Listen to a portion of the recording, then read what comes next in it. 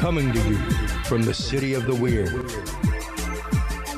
Exploring topics from the esoteric and unexplored to dimensions unknown. Shining a light of truth on the darkest corners of our reality. Welcome to the Curious Realm.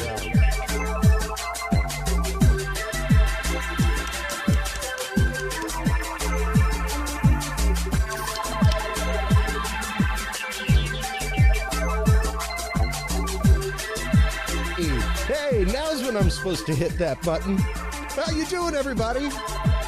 Welcome back. Happy Tuesday night.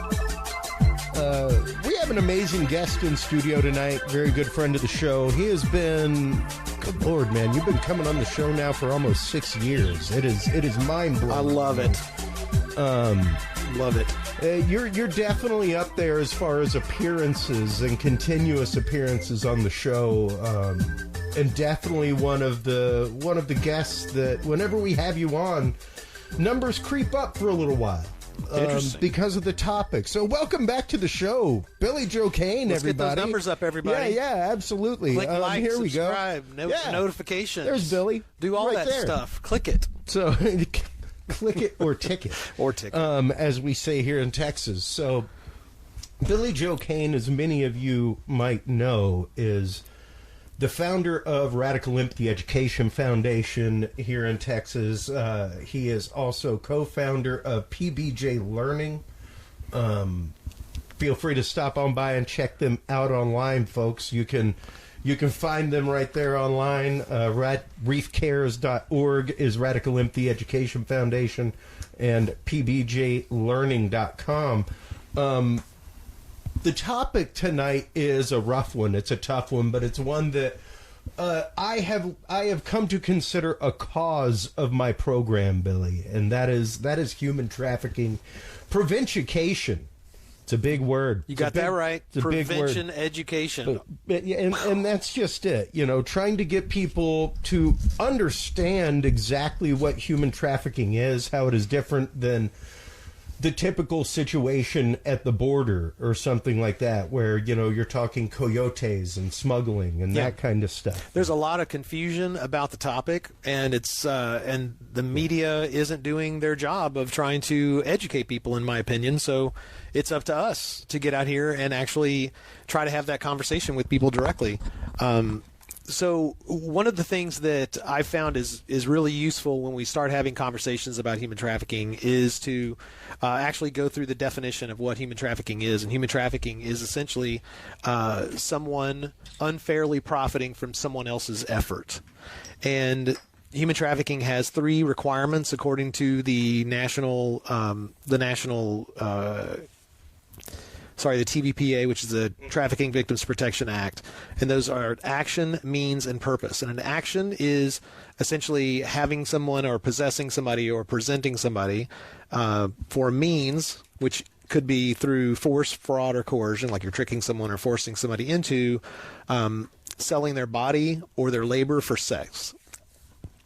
Or selling their body or their labor for a commercial exchange. So basically somebody is benefiting from that. And so everything else that you may think about trafficking, that it's happening because somebody comes across a border, that's not necessarily trafficking unless that person is being taken to a place where they are actually going to actively be trafficked. So still something horrible. Something absolutely. Now, oddly enough, unless you're paying to get across that border yourself, what is trafficking? What is trafficking? Is getting a bunch of people from another country on a bus or a plane and taking them somewhere under the illusion that, hey, there's jobs there waiting for you. Or, you know, like under coercion that when you get there, it's going to be better than here.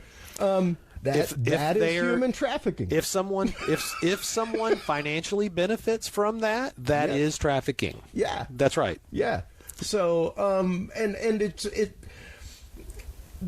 how did you first come to the realization of this, Billy? Because the conversation we were just having with my wife, Amy, out front, as she was saying, at least generationally, right now as parents, we're pretty close to the same age. She was like, the issue is Of course, we were brought up with we were the generation of after-school specials. Like I remember the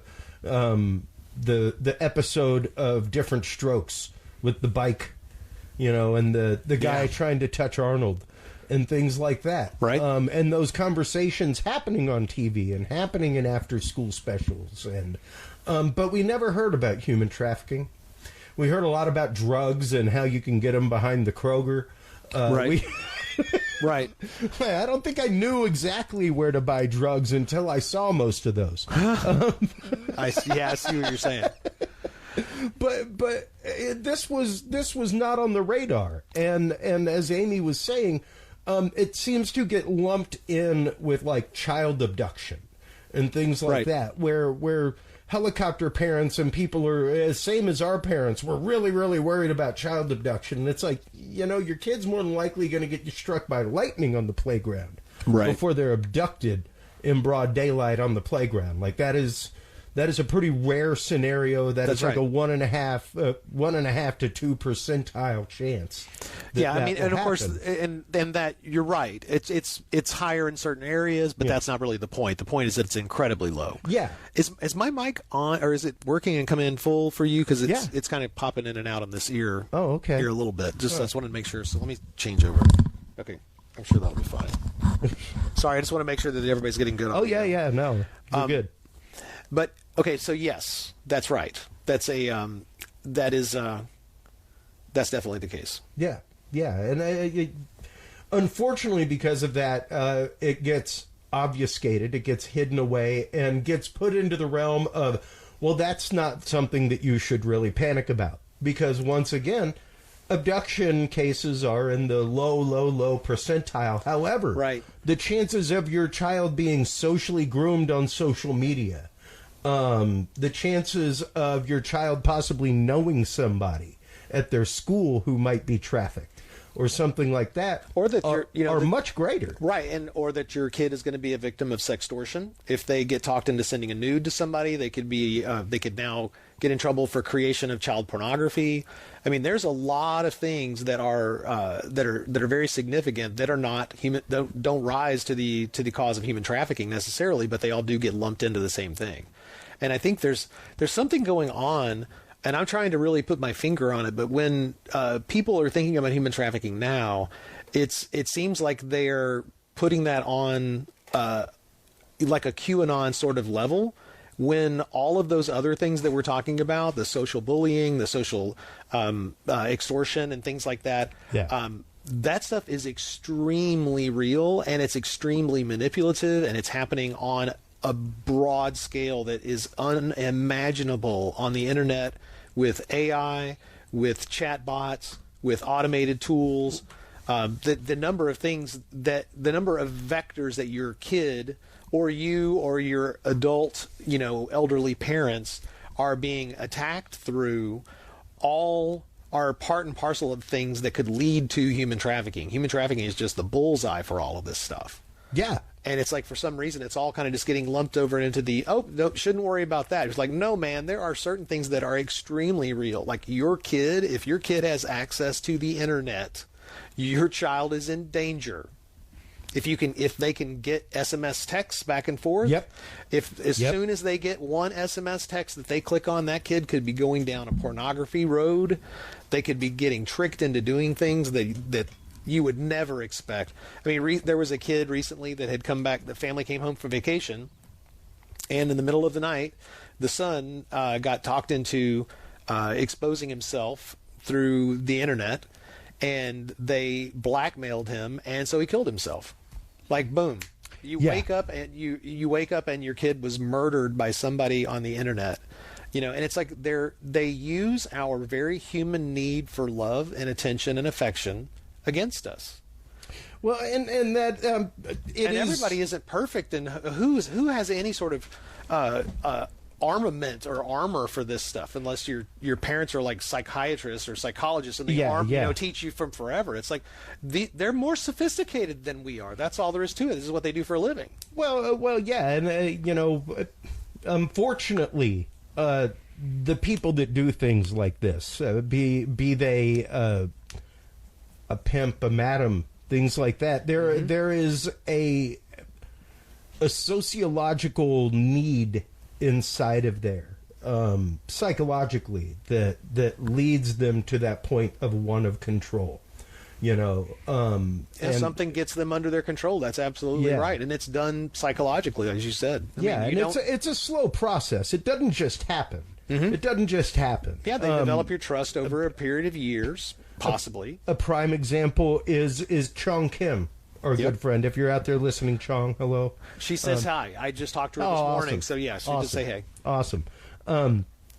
And yeah, she was a young person who fell in love with somebody, and he dazzled her and had a uniform and all kinds of things. And once she was away from home and on her own with him and somewhere where she couldn't support herself without him, things like that, the story changed. And slowly and surely she was pulled into the world of that. Yep.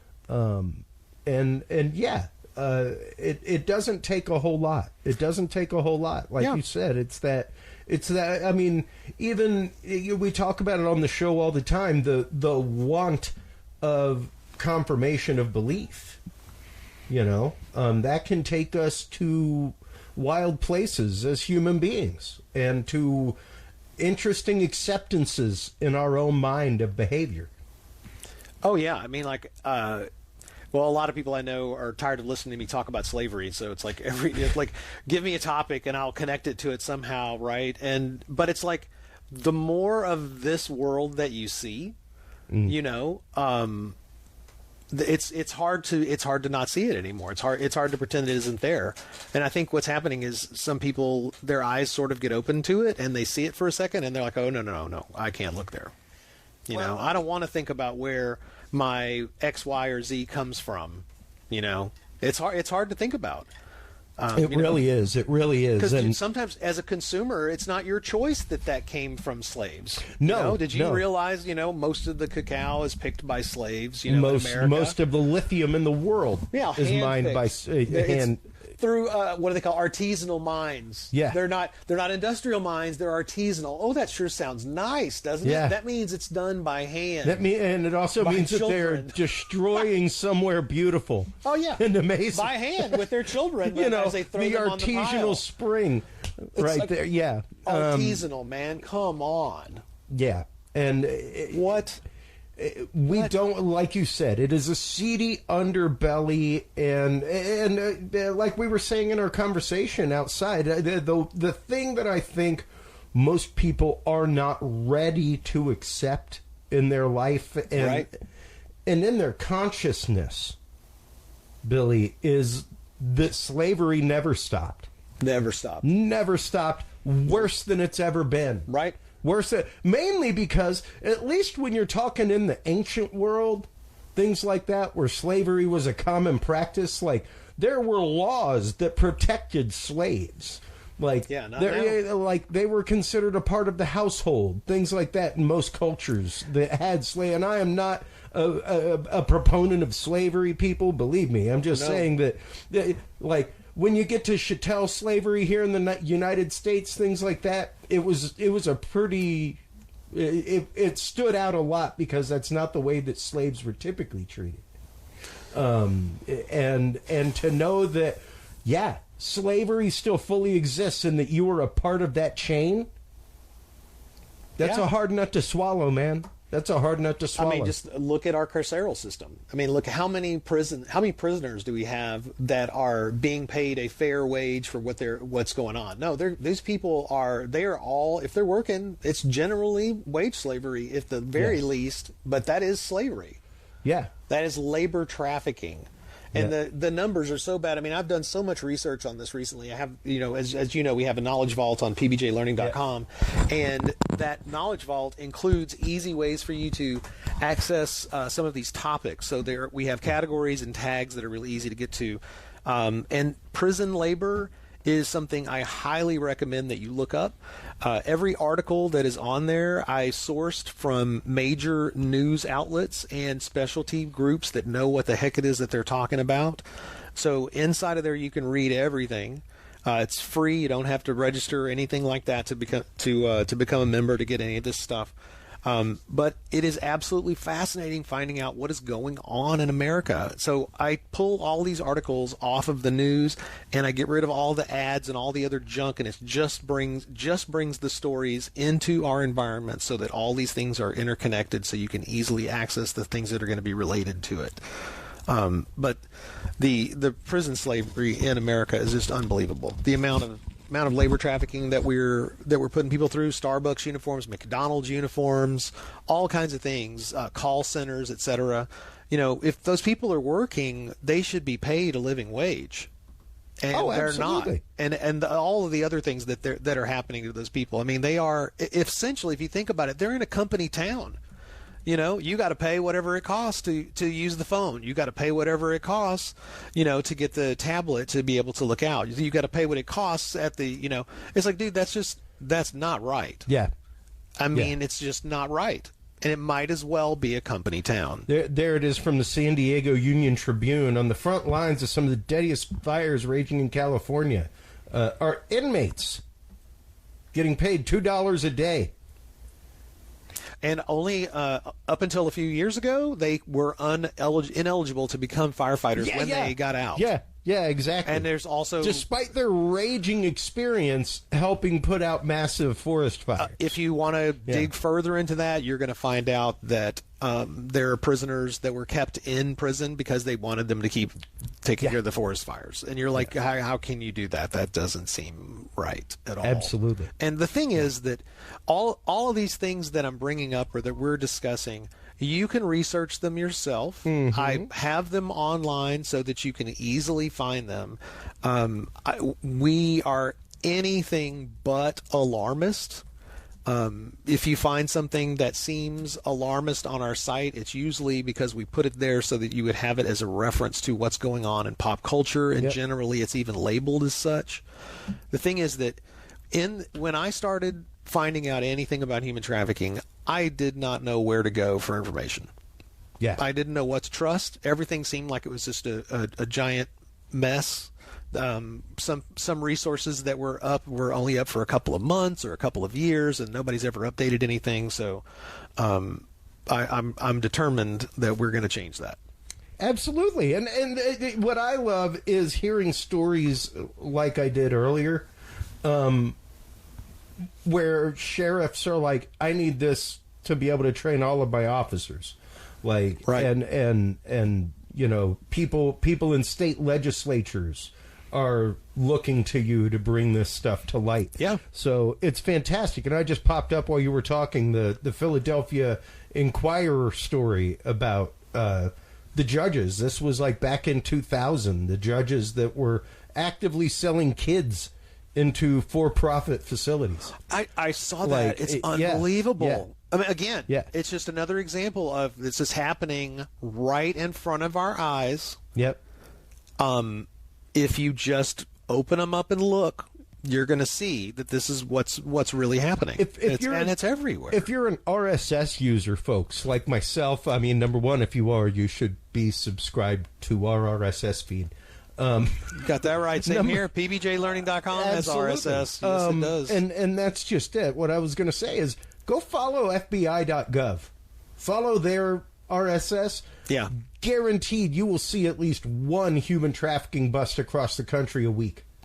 It's crazy. It's and I mean to the point of like they have big ones, like huge ones. There was the one a couple months ago in Atlanta where they like freed 200 kids. So let's maybe that's one of them and maybe it's not, but that's indicative of a large bust that they do. So they do large busts with large groups of people, and they coordinate, and they do amazing work to put an end to these people and these types of people. I want to caution anyone that is thinking that's actually helping people. We got to have a realistic conversation. These that's people not even a dent. That's not even a dent. You're right, and it's possible that a lot of those people were, sex workers by choice. Sure. And that does happen. And there's nothing necessarily wrong with that. I'm sorry. I have my concerns about 200 trafficking victims, including 59 missing kids. Yeah, that's what I'm saying. And that was August. Next question is going to be August. Yeah, and the question really is, what happened to those people? There was not. What now? Well, I mean, like I'm on a large number of coalitions, and I read constantly things that are sent to our major groups, and we have problems sometimes having like one bed for somebody in a state. Yeah, and like they're talking about how they found 200 victims. I don't have the time to do it. Maybe one of these days I will, but I'd like to find out what happened with those victims. Yeah, how many of those, were really sex trafficking, or were they potentially sex trafficking? You know what I'm saying? There's so many questions that need to be answered. Yeah. But it makes a heck of a headline, and then you don't find out what really happened. Did those people get help?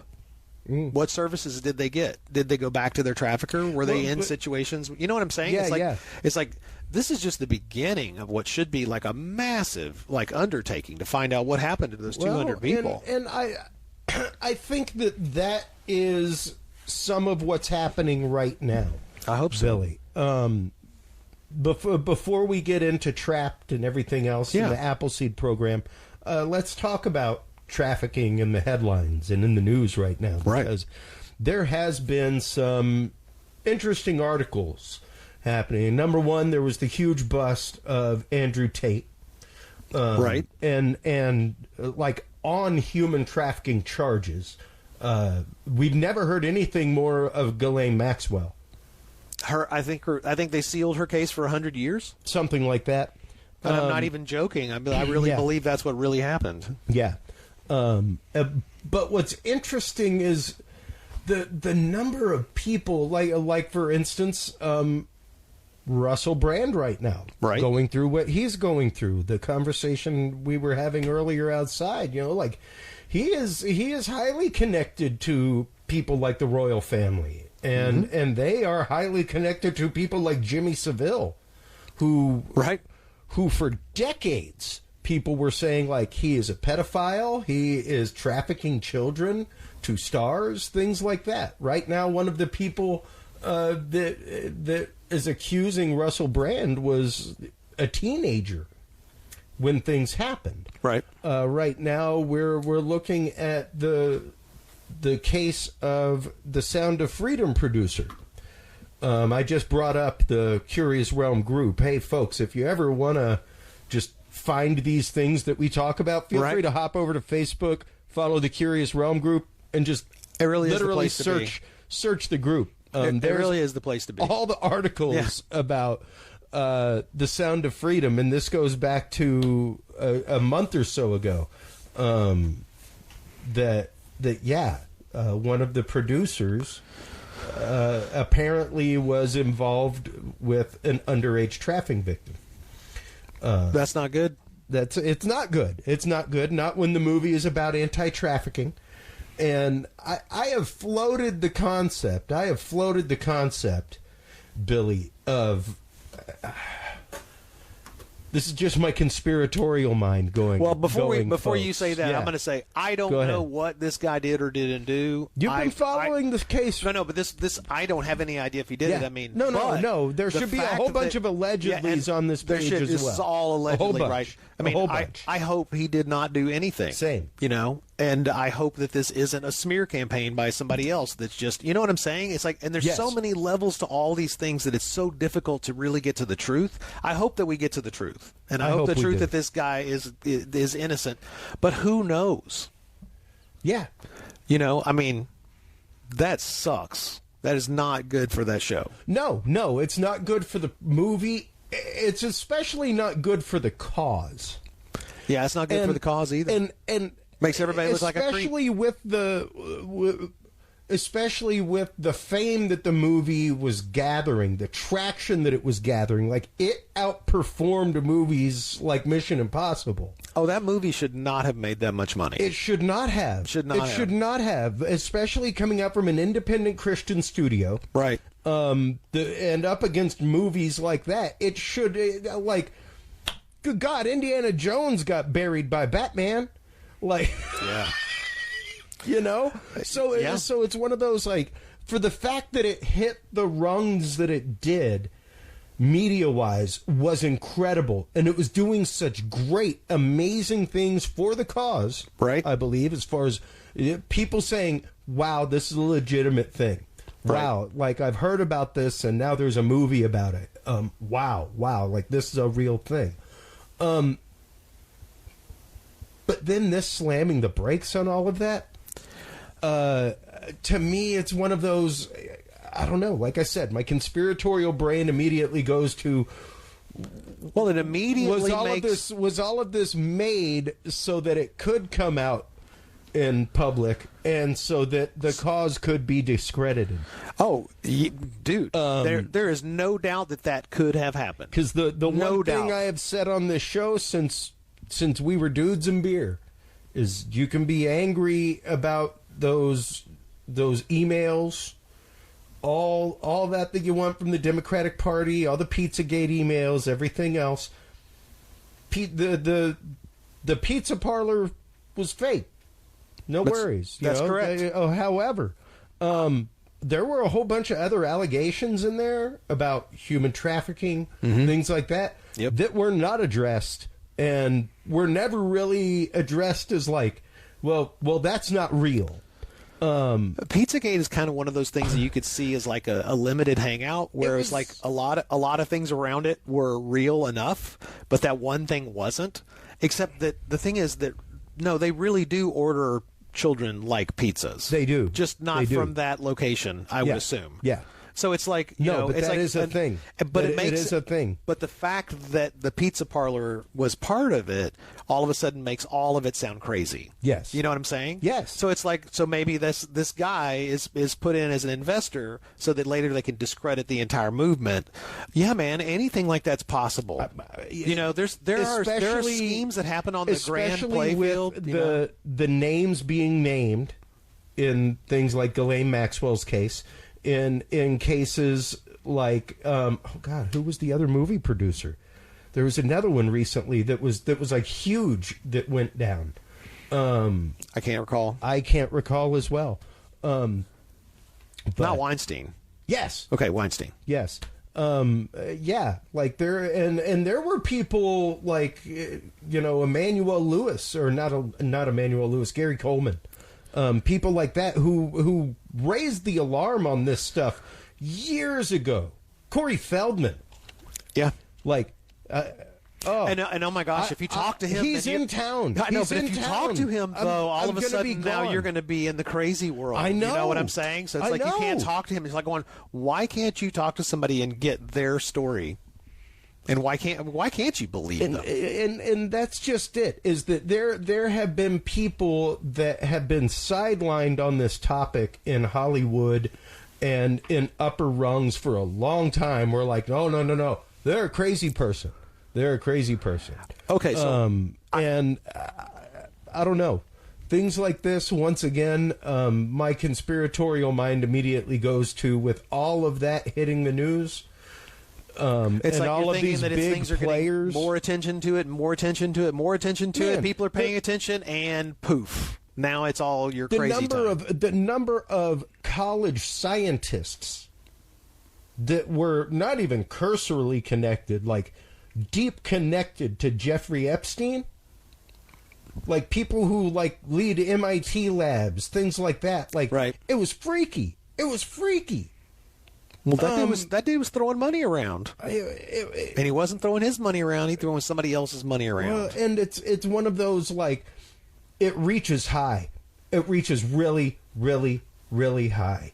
And yeah, Pizzagate sounds like a crazy thing. It was really one of the seeds that begat the QAnon movement. It really was. Yeah. Things like that, which is like, once again, where people get caught up, is like it's tied with QAnon, stuff like that.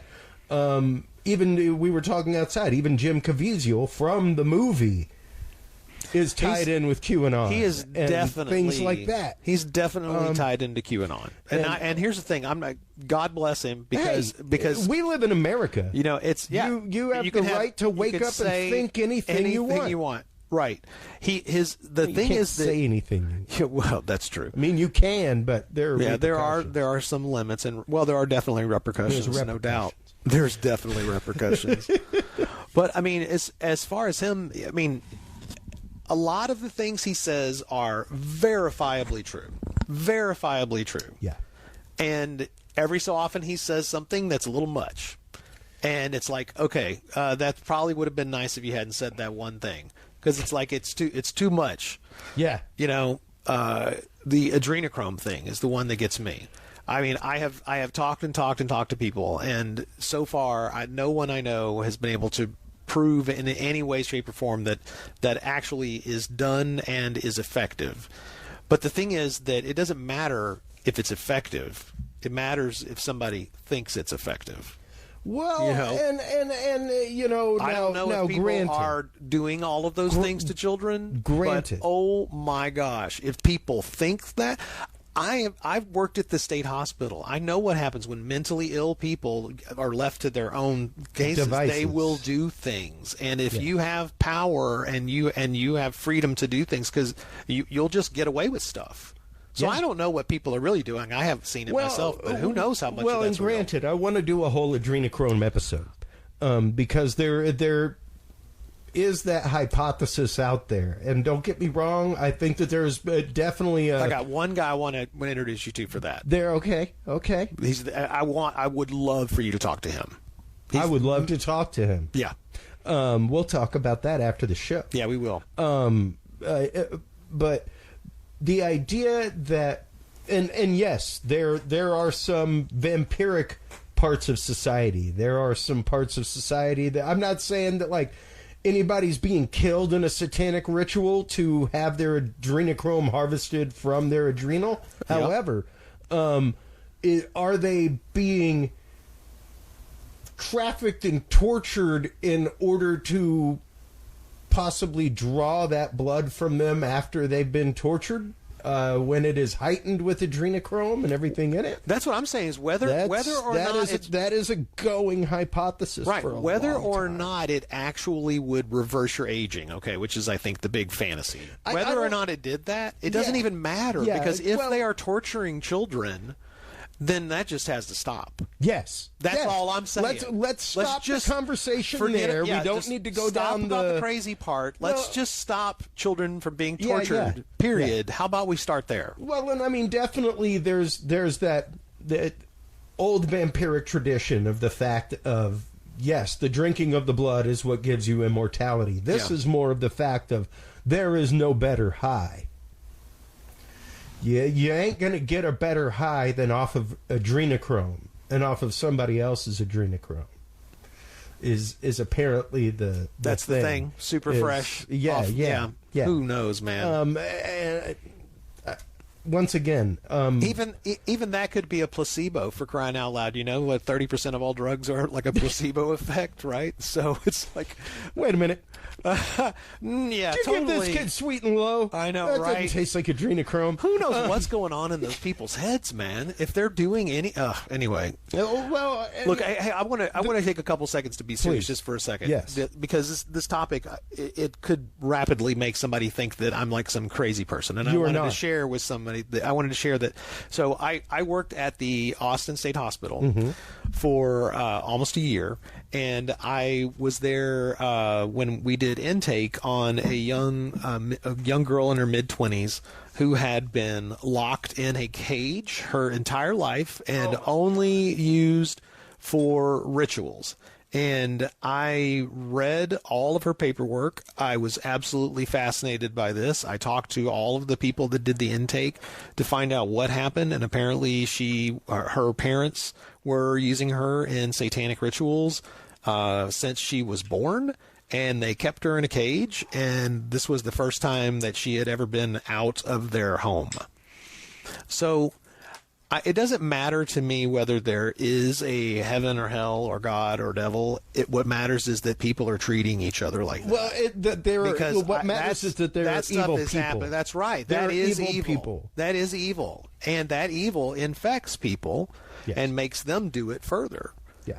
So whether there's a good or evil thing going on, that's really happening, and that behavior is definitely evil. So I have a lot of people that are very concerned about, the good side losing to the bad side and the bad side doing certain things. And well, this stuff is a cancer, man. It is. It is. And once again, even to see how it has, like... It destroys economies. The idea of the Sound of Freedom situation is a straight Ouroboros, man. Like, it is the snake biting its own tail. It's crazy. Like, it just numbs my mind. And once again... And he's not the only one that has some accusation against him. No, not the only one in the film production that does. It's unbelievable, There's a couple. Man. And, like we were talking about with Amy out there. Let me ask you a question. Go ahead. How clean do you have to be? Can a movement be squashed like that by chopping off people, all the way through it? Absolutely. It's like, this person got absolutely by discrediting people. This person sped in a school zone, and that person doesn't recycle. Granted, you know what I'm saying? These accusations are a bit larger than speeding in a school zone. I understand, but my point is, where is the line? Purchased drugs in a school zone. That could be a different story. But did they go to prison for it and pay their debt to society? There's a million questions for this thing. That doesn't change the social image. This is still bad. What's here? This is very bad. Horrifying. That's bad. It's horrifying. I'm just saying there is a point at which you kind of got to go, are they just digging up something on everybody? Because everybody's got something in a closet. Yeah.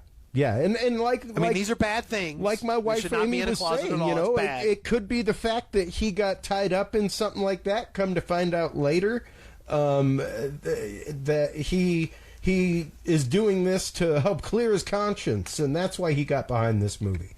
I can make up a reason too, but it's like I don't know. I don't. And once again, there should be a lot of alleged. Yeah, on these headlines, a lot of alleged on these headlines. No doubt about it. We cannot be part of the parties, Billy, that convict from a story.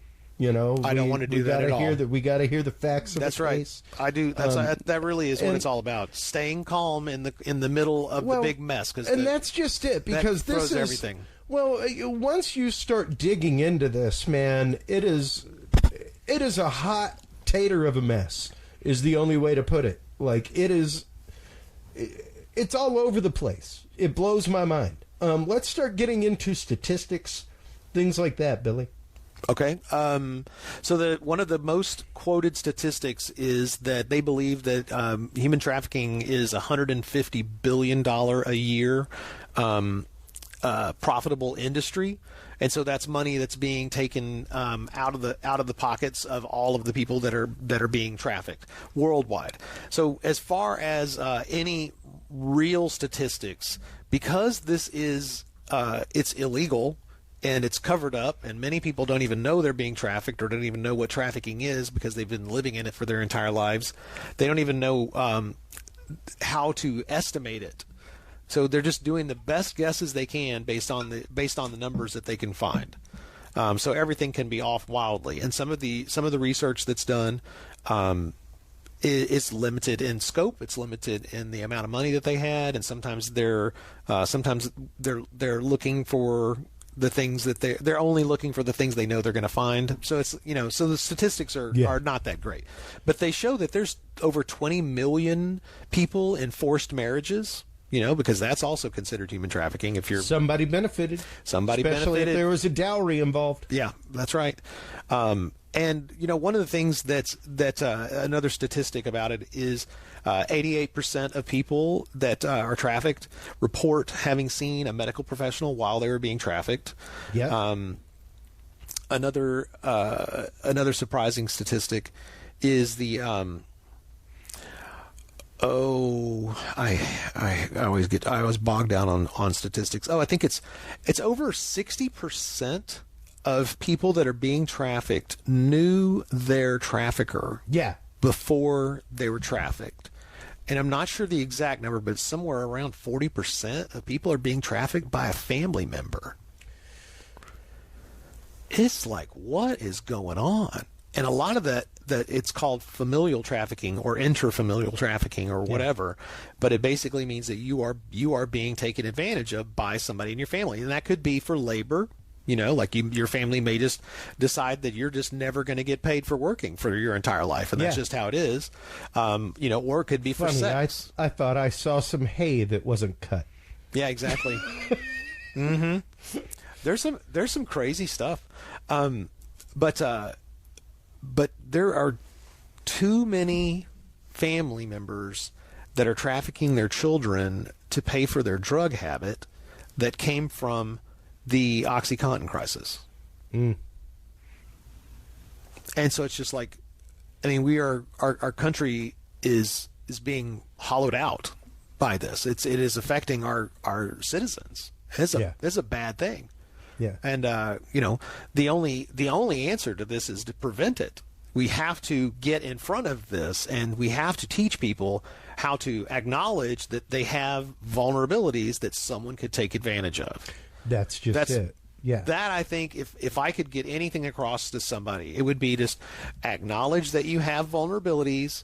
Here are some examples. Hey, you're broke. You haven't paid your rent in 2 months. Almost anything looks like a good idea to make money. Yeah. It's like, oh, it's because I'm extra vulnerable, right? So it's like, if you can get people to think about that, like, oh, I'm online and I'm lonely. Wait a minute, now why am I clicking on all these weird ads and things like this? It's like, dude, you need to recognize and acknowledge that you have vulnerabilities. Yes. And it's like, and that's, as a parent, that's one of the things that you want to teach your children. It's like, teach your kids how to acknowledge and recognize that they have vulnerabilities. Yeah.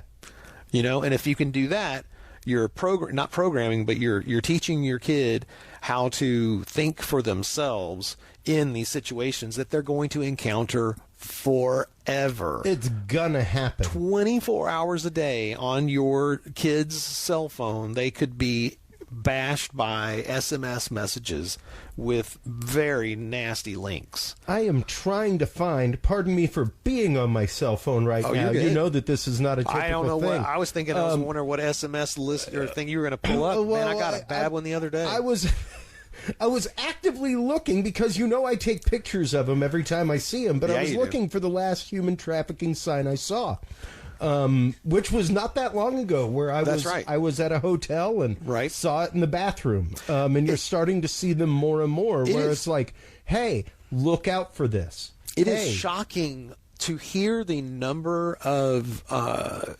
persons with lived experience that will tell you that they never had anybody tell them how to get help. They never even asked them, are you okay? Yeah. And I'm like, how is that even possible? And they're like, yeah, just for years. I mean, people would just pretend like these things weren't happening right in front of them, and they would just ignore it. I was just like, man. And so they said when they see those stickers that just says, hey, by the way, do you need help? They're like, oh my God, it was the first time I've ever thought about anything. I'm like, you talk about something that's effective. It's a sticker? I am trying to remember who it was. Was it QT that I just saw? There was almost like a travel plaza type place. It's all around the country. Yeah, I know QT. That actually has like a safe room where you go up. Right. You go up with your stuff to purchase, and if you're being trafficked, you let them know, and they ain't telling anybody where you're at until the cops get there. The only person that's going to be walking in that room is a police officer. And it's like, hell yes.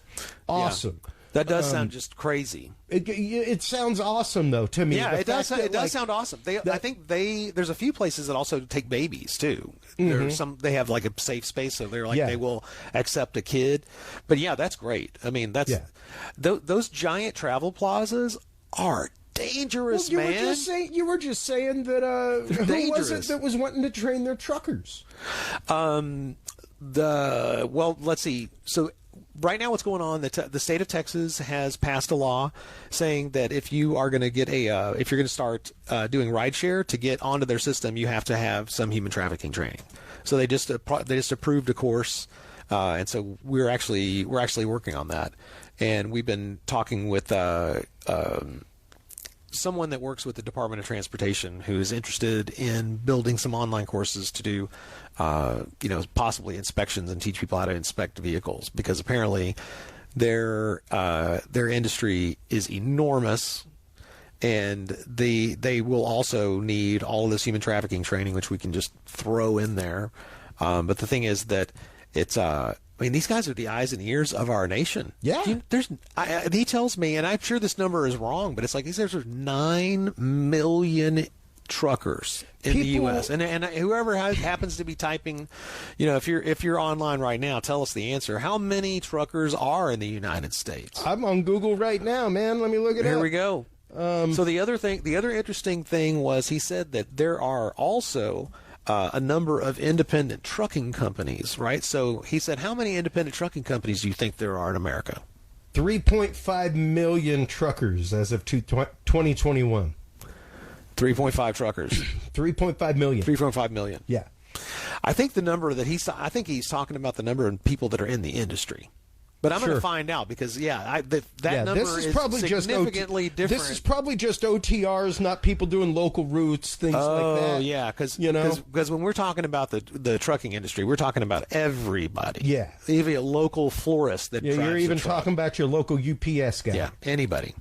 So, I think, you see, that'd be a great thing for somebody to tell us, because I'd love to know why one person says... Why wouldn't you want your local UPS guy to be able to spot a trafficking victim? Heck yeah, Guess who's probably answering the door for the UPS guy? Well, yeah. Because that's the strange thing, bro. Is that, and you can ask people like Chung Kim, folks. You can. She is perfectly available online, and an amazing person. But, nobody questioned.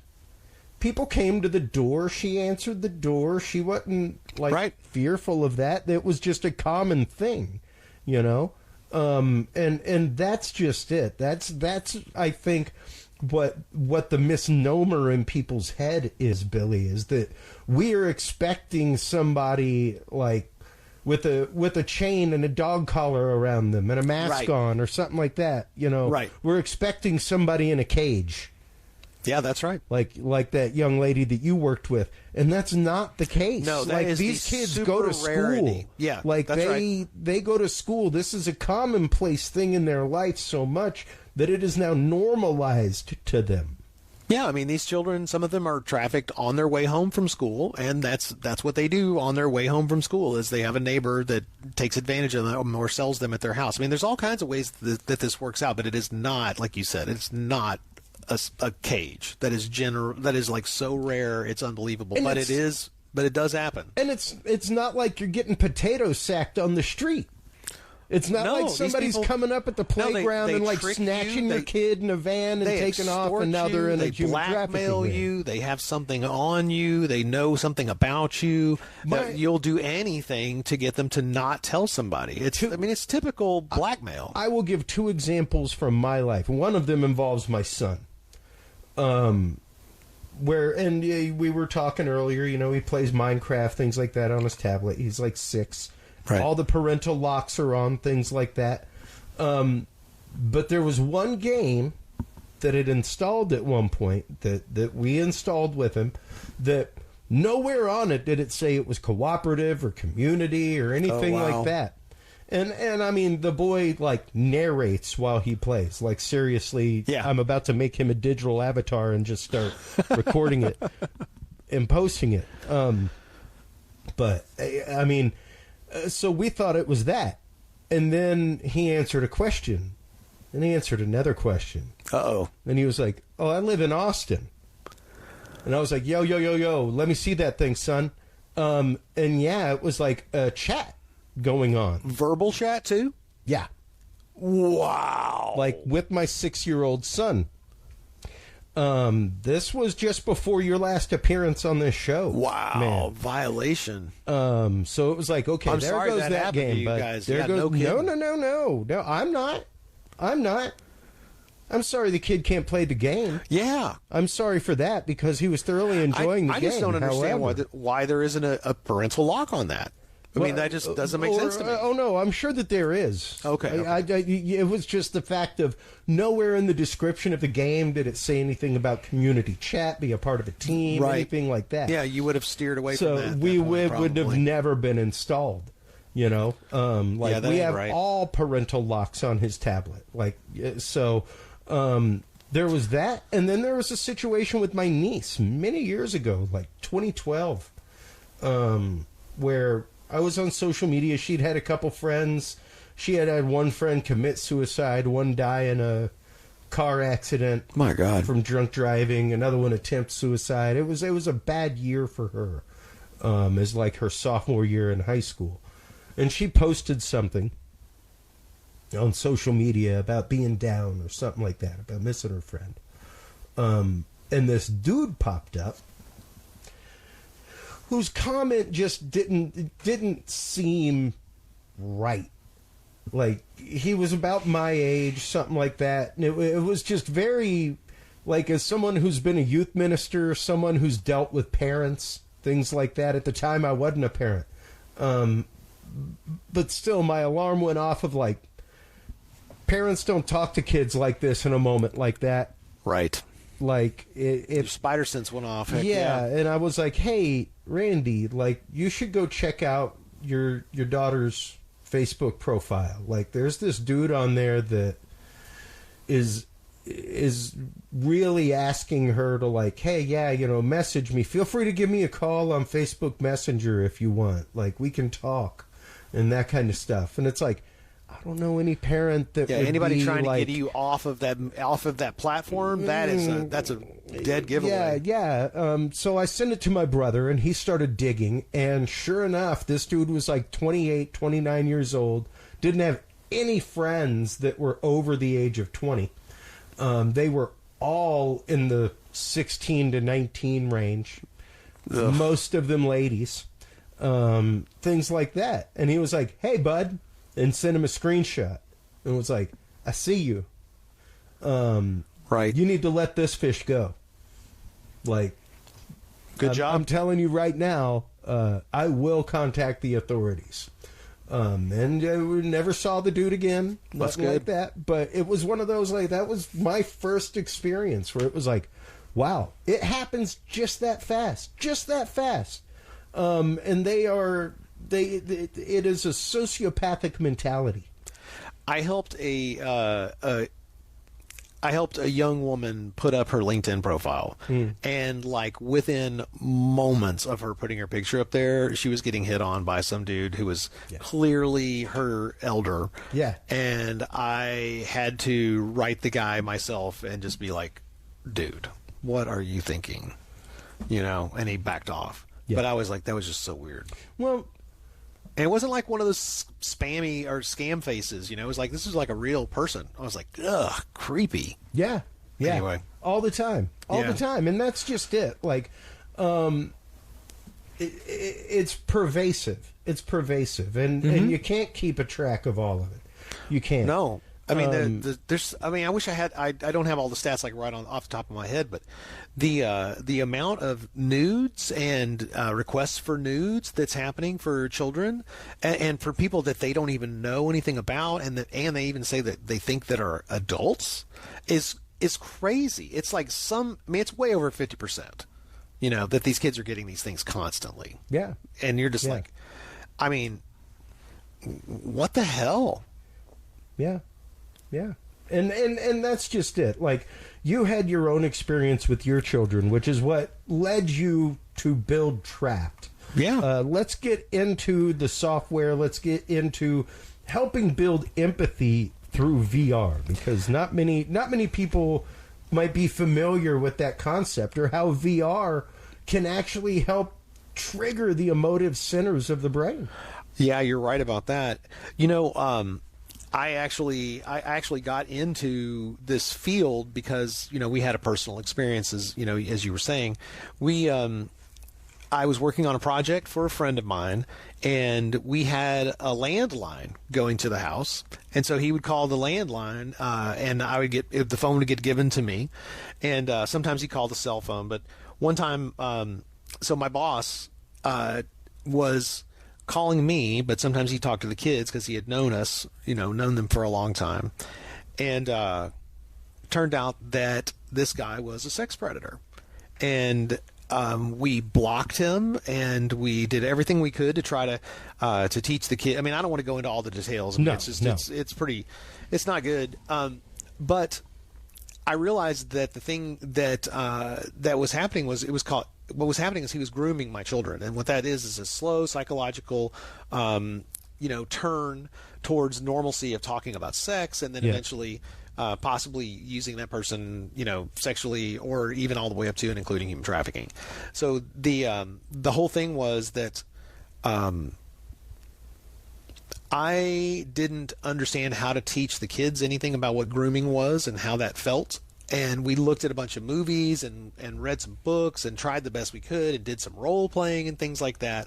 But there really wasn't a way to educate people about grooming. And so when I got into working in VR, as you said, VR has the ability to help you be in somebody else's shoes, so you can experience something from their perspective, which gives you the ability to see the world from their viewpoint. Yep. And as I started learning more about grooming and how the psychology works and what trauma bonding was all about and how people's vulnerabilities are being taken advantage of, as I was doing interviews of people all across the United States, it turned out that when somebody is trauma bonded to a controller or trafficker, they see the world differently than we do. So when you see a cell phone, you think, oh, that cell phone means go get some help. To them, that cell phone represents a ball and chain, because they have to keep that cell phone with them all the time, because if their trafficker texts them, they have to be able to text them immediately backwards, or back to them. They have to take pictures of themselves to post online, so that they're doing their own they're doing all their own advertising on their social media. It is ridiculous how different the world looks to a trafficking victim versus what it looks like to us. In fact, there's even a term for it. They say that they're in the game or the life, and we are in the square world, so we're all squares. And really, what's happening is when they see the police, they won't go ask for help. They won't. They will not go out the front door. And you're thinking, why won't you go out the front door? And it's like, oh, it's because this guy's going to beat me, And so it's like, what we do in this VR experience to try to get somebody to actually have an emotional experience with a situation is we provide them this young woman. We provide an opportunity to spend time with this young woman named Lisa, who she meets a boy online. Well, she thinks it's a boy, but really it's a professional predator who's out to traffic her. And he recognizes all of her vulnerabilities that she's busy posting online. My parents are divorced. My mom's never home. I don't get any attention. Nobody loves me, etc. Now, all these things that are basically saying, hey, I just need some attention and I'll do anything you want. And that's exactly what winds up happening. This guy comes in, convinces her that he loves him, tricks her into sneaking out with him, and then eventually tricks her into selling herself for sex. And all the while psychologically convincing her that he loves her and that she's doing all of that for him to help them and their relationship, which is completely psychotic. But it is what happens to people. And so this experience takes about 20 minutes, and then you once you understand and you have this connection to the topic, you are actually more interested in trying to do something and learn something about the topic. So that's what we're proud to say that we've been doing this for 7 years now, 6 years. I'm going to go with 6 years, and wow. we're in 10 states now. We finally hit our 10th state this month. That's awesome, man. Yeah. So many, like I've said so many times, I've loved watching the journey of this technology, watching the journey of this model of education, because once again, and I've sat through educator, like I told you about the Veritas training, things like that happen for the Catholic Church whenever you're a volunteer, that kind of stuff. Mm-hmm. I've sat through numerous trainings about ethics with kids, things like that. Never really a topic that was broached. Never really something that was brought up whenever I was being trained to be in a classroom with children. Right. Things like that. We learned to spot signs of somebody who might be emotionally abused or something like that, but not on this scale. Yeah, so my wife, she has a bad history of child abuse, and so from her perspective, she's like, when she was a kid, she felt like she never saw anything that said anything about child abuse. You know, so it didn't feel like there were big posters everywhere saying anything about that. But eventually there were some, and now you see them a little more often. And it's kind of how it feels like with human trafficking. It's like that wasn't even on the radar at all till till the year 2000 when they put it into law. So when all of a sudden the term human trafficking became the word that people used because of the TVPA. So it's like, when we were kids, nobody even thought about calling it this stuff. I mean, I guess they would have had to been going out on a limb and calling it slavery. Yeah. Right? Yeah. If they can even convince somebody it's real. Or just abduction. Yeah. You know? Right. Which is what most of it fell under legally, was abduction, that kind of stuff. Or kidnapping, you know. But the labor trafficking, it's like going, what was that considered before? I should probably know the answer to that question. I'm going to go find out. Well, and you know, once again, even though I sat through trainings and watched videos and things like that, this is a thick, meaty topic and not a comfortable one to talk about. It's not like it's not serious. Like here's what you do, here's what you don't do. Like most of the trainings that you go to like that, right? Even the topic itself is a good 15-20 minutes before you can even get into it. Just introducing the idea of the topic. Right. So trying to get somebody in 20 minutes to understand what trafficking is. Right. Exactly what trafficking is. And to be able to give them that empathetic experience where it's like, wow, I want to know more. Because that's the main thing, is not just walking away with, well, you know, wow, that's a thing, that there's nothing I can do about it. To have them walking away and wanting to know more, wanting to go through training is what's incredible. We've been incredibly blessed to be at a large number of public events where we get to train the public, and we have families come up, and the parents and the kid will all go through the VR experience. And like we had one mom who would come through, she came through, and she said, I'm interested to learn more about this topic. I don't really know anything about it. You know, I don't think this could possibly be happening to us. And we're like, that's cool, you know. And so she puts the headset on, and she gets halfway through it, and she is just crying and crying. And she's like, this is happening in my house. And I'm like, what? So she runs away. Actually, she didn't say this was happening in her house. She ran away crying and came back and said, I want to finish this thing. And we're like, what's going on? She says, well, I didn't think this could possibly have anything to do with me, but I realized that my daughter is sneaking out at night, and she's hanging out with people that I don't know who they are, and I didn't realize that it could potentially be this bad. Yeah. You know, and she's like, I'm not spending enough time with my daughter. I've got 3 jobs. I need to quit one of my jobs and get to know who my daughter is. Yeah. And then she finished. She went through the rest of the experience. Had to stop again because she got too emotional. But she went through a third time. She came back and finished the whole thing. And she came back the next year and told us that she had made those changes in her life. Wow.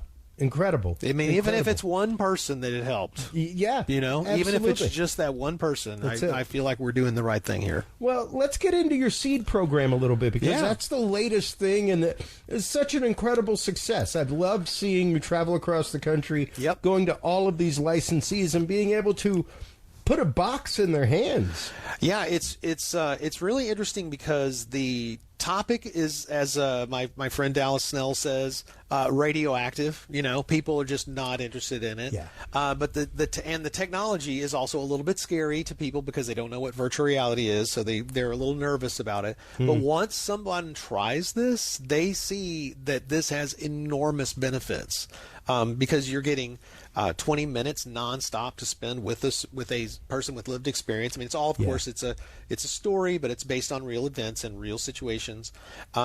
But they're getting to be like directly interacting with them. And even if it's nothing else, they are in a completely enclosed environment, and there are no physical distractions from them. There's no little squirrels running in front of them. They're not thinking about their phone, getting a text. You have 20 completely immersive minutes with this learner, and they absorb this complicated material at their own pace. That's what's epic. I never thought about that until until we had done this, and then I started taking a couple of extra courses, some online classes. I was like, oh, we need to learn how to make an online course. So I started experimenting with them, and I'm like, it's like they just show video after video of just horrible fact after horrible fact after horrible fact, and just like, oh my gosh, no, here's a voiced over PowerPoint. But it's too much. Yes, it's coming at you, and it's too much. Well, the thing is, this is just from my time as a teacher, Billy. Right. There are auditory learners. There's visual learners. There's tactile learners. Right. And they all cross over. You know, I am an auditory tactile learner. If I can, I can be doing something and hear other things and absorb that information. Yep. But for me, it's the tactile part. If I can touch it and do it, right, I'll learn it 3 times faster. There are people out there who learn faster from a book and from diagrams and from a PowerPoint and absorb the information faster that way. Yeah, that's right. And yeah, most people don't realize if you go to a good retreat, if you go to a good training event, you're going to get a break every 25 minutes. Because that's basically the chunklet that your brain operates in before it needs to shift gears. Yeah, I see that. Before you need to switch activities. Okay, everybody, let's break up into group and let's talk about that for 10 minutes. And then you come back and you decompress that. And then you take a break. And then you come back and you have an activity that reinforces what you just talked about. Right. Things like that, so that you are activating everybody's learning center. Everybody's getting to learn. And the problem is, there's a huge part that you ain't going to learn from any PowerPoint. The only way you're going to learn it is this. The only way you're going to learn it is being there or having the experience of talking with experiencers. Right. Yeah. That's it. Yeah. And one of the things that I launched on this whole, I've taken probably 200 courses online and in person and webinars and seminars and events and conferences and individual conversations with people. And almost without fail, the best presentations start with a way to get people to care about the topic. That's right. Whether it's a video or if a series of special presentations or a person with lived experience telling you their story, whatever it is, you have to have that emotional connection. And when that emotional connection is made genuinely, people learn. At least that's been my experience, and that's what I've seen at conferences. So it's like, this gives you the best opportunity, I think, to have an emotional connection, and it's with someone that's not even real. Well, you know what I'm saying? It's like you're not pulling their energy out, and they're not having to wear themselves out day after day, explaining their same story over and over and over again. Well, yeah, which can be traumatic in and of itself. Not that it doesn't help them, but it's still traumatic to relive it every time that you relive it. And understanding that, but also the fact of, once again, having seen this from the days of you needing 3-4 tripods for cameras to track people, and the first 5 minutes of an experience being, here's how you work the device.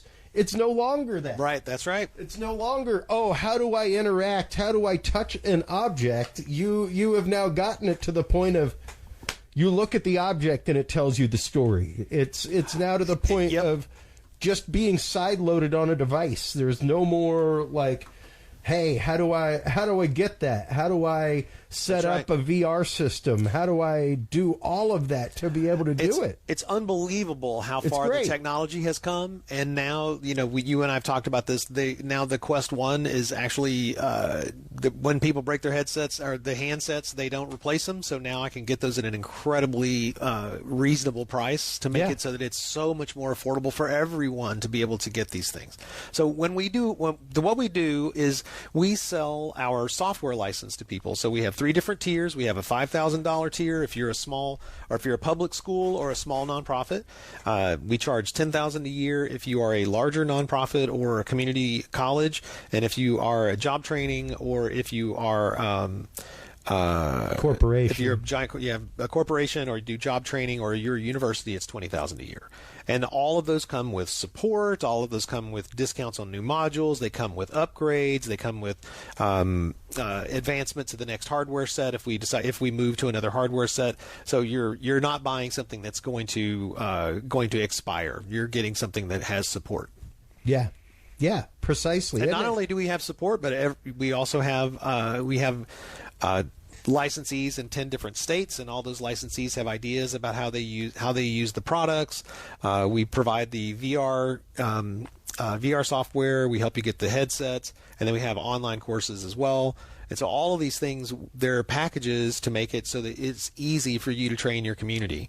I really don't know how to make it any easier to be able to provide this level of training. I mean, like having a person with lived experience, in the room with you constantly. You just turn on and you're like, look, let me introduce you to Lisa. I mean, that's unbelievable. I mean, yeah. I thought that that $5,000 was a lot to charge until I started looking at how much people will charge to go speak for 45 minutes and not even let you film them. Yeah. It's crazy. I mean, people are paying up to $10,000, and we're providing a resource that they can use forever. Yeah. Yeah, precisely. And the courses that y'all are train doing your staff, at PBJ train your Learning, community, train your students, train your parents, train them all. It's fantastic. It's been amazing to sideline witness this journey of yours of just envisioning a product, building a product that does something as amazing and visionary as this, Billy. We're to see it develop to the point that it is now, dude. There's so many exciting things going on, and I don't like to tell people things that are not going to come true. But we've been working with Purdue University for a year now, and we are starting to see some real fruit from that effort. We are working with their game design students on some new products, and I can't give any of the details out about them, but whether or not they get finished, whether or not they are perfect, whether or not they get released as finished products, it really doesn't matter, because I'm getting a chance to help these kids understand this topic better while they're making game products. Yeah, and yeah, the open source design thing that you've done is fantastic. It's so beautiful. Yeah, I don't. Do you work with Hoft? No, I do not. You don't? Mm-mm. You know them, right? No, I do not. Town? No, I do not. I'll get you in touch with Maya Andreessen. Okay, let's do it. She's great. I interviewed them on Talking Sound years ago. Okay, but Hoft Game Institute here in town. Sweet, great. So yeah, this would be. We're actually looking for a group that would be good to be a licensee. They might be. Or anybody really that's out there. Yeah. If you're a group that's interested in our VR product and you think, I will train with this, call me, find me, get on reefcares.org and find me, because I am not going to let cash be the problem to make this this happen for you. That's not going to be the problem. If you're interested in this, show us that you're interested, and we will find a way to get the money together to make this happen.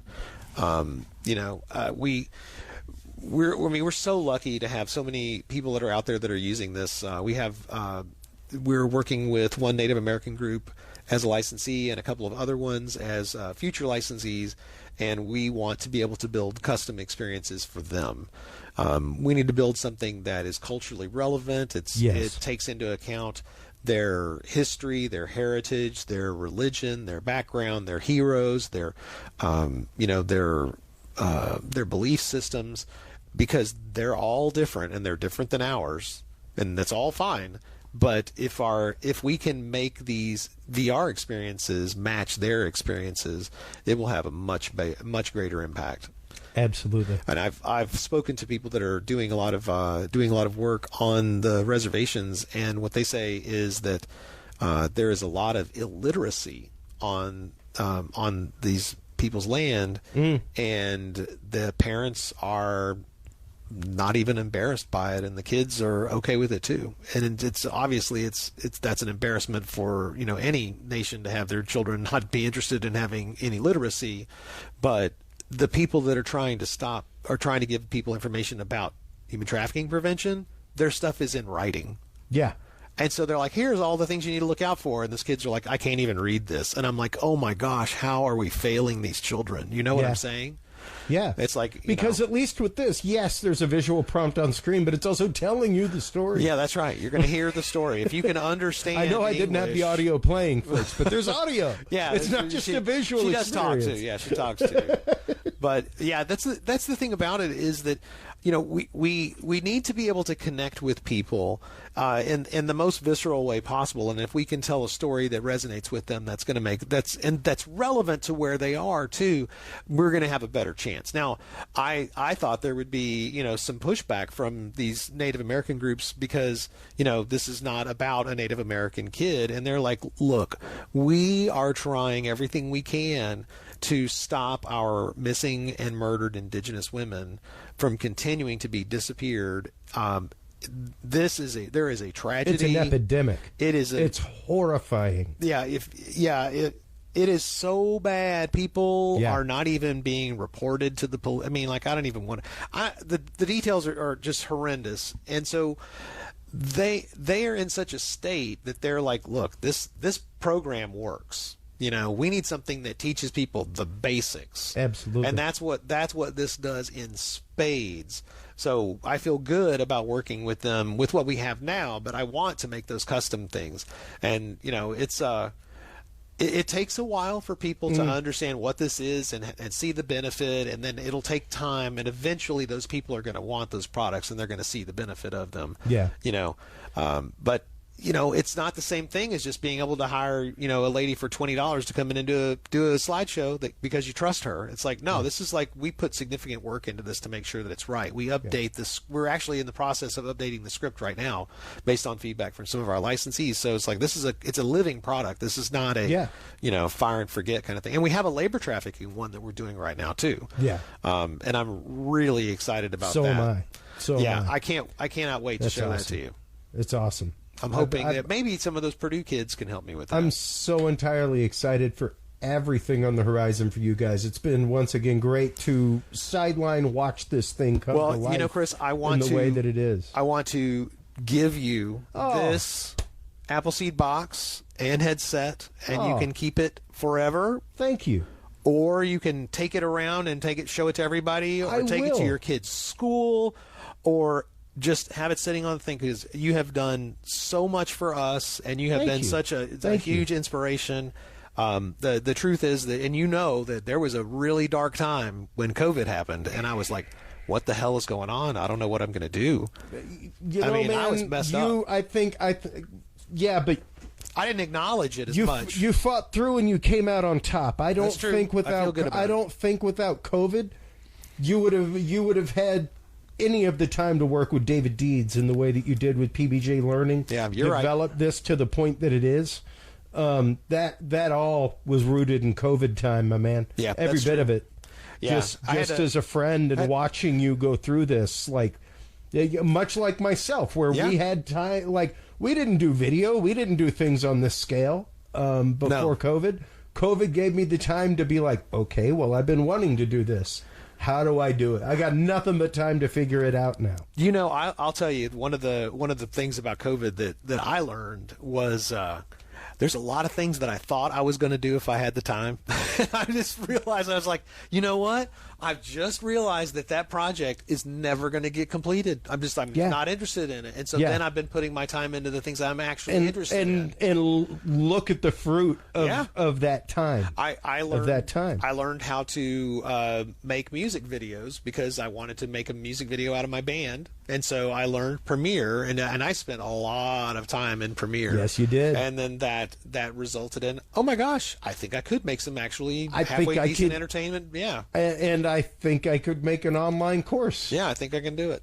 Yeah. So, and that's what's great, is to see you guys produce all of this yourself, to see you It's just happening. hand spin the dream. It's beautiful and it's amazing and it's such a great mission. I'm glad to be able to help in the ways that I can help. Things like that. How can people help? How can they sponsor an Appleseed for their school? How can they if they're a PTA member, how can they, get a license for the district or for their school, something like that? I love it. Those are all great ideas for people. So the first thing is, if you are interested in our VR product and or our online course, contact me.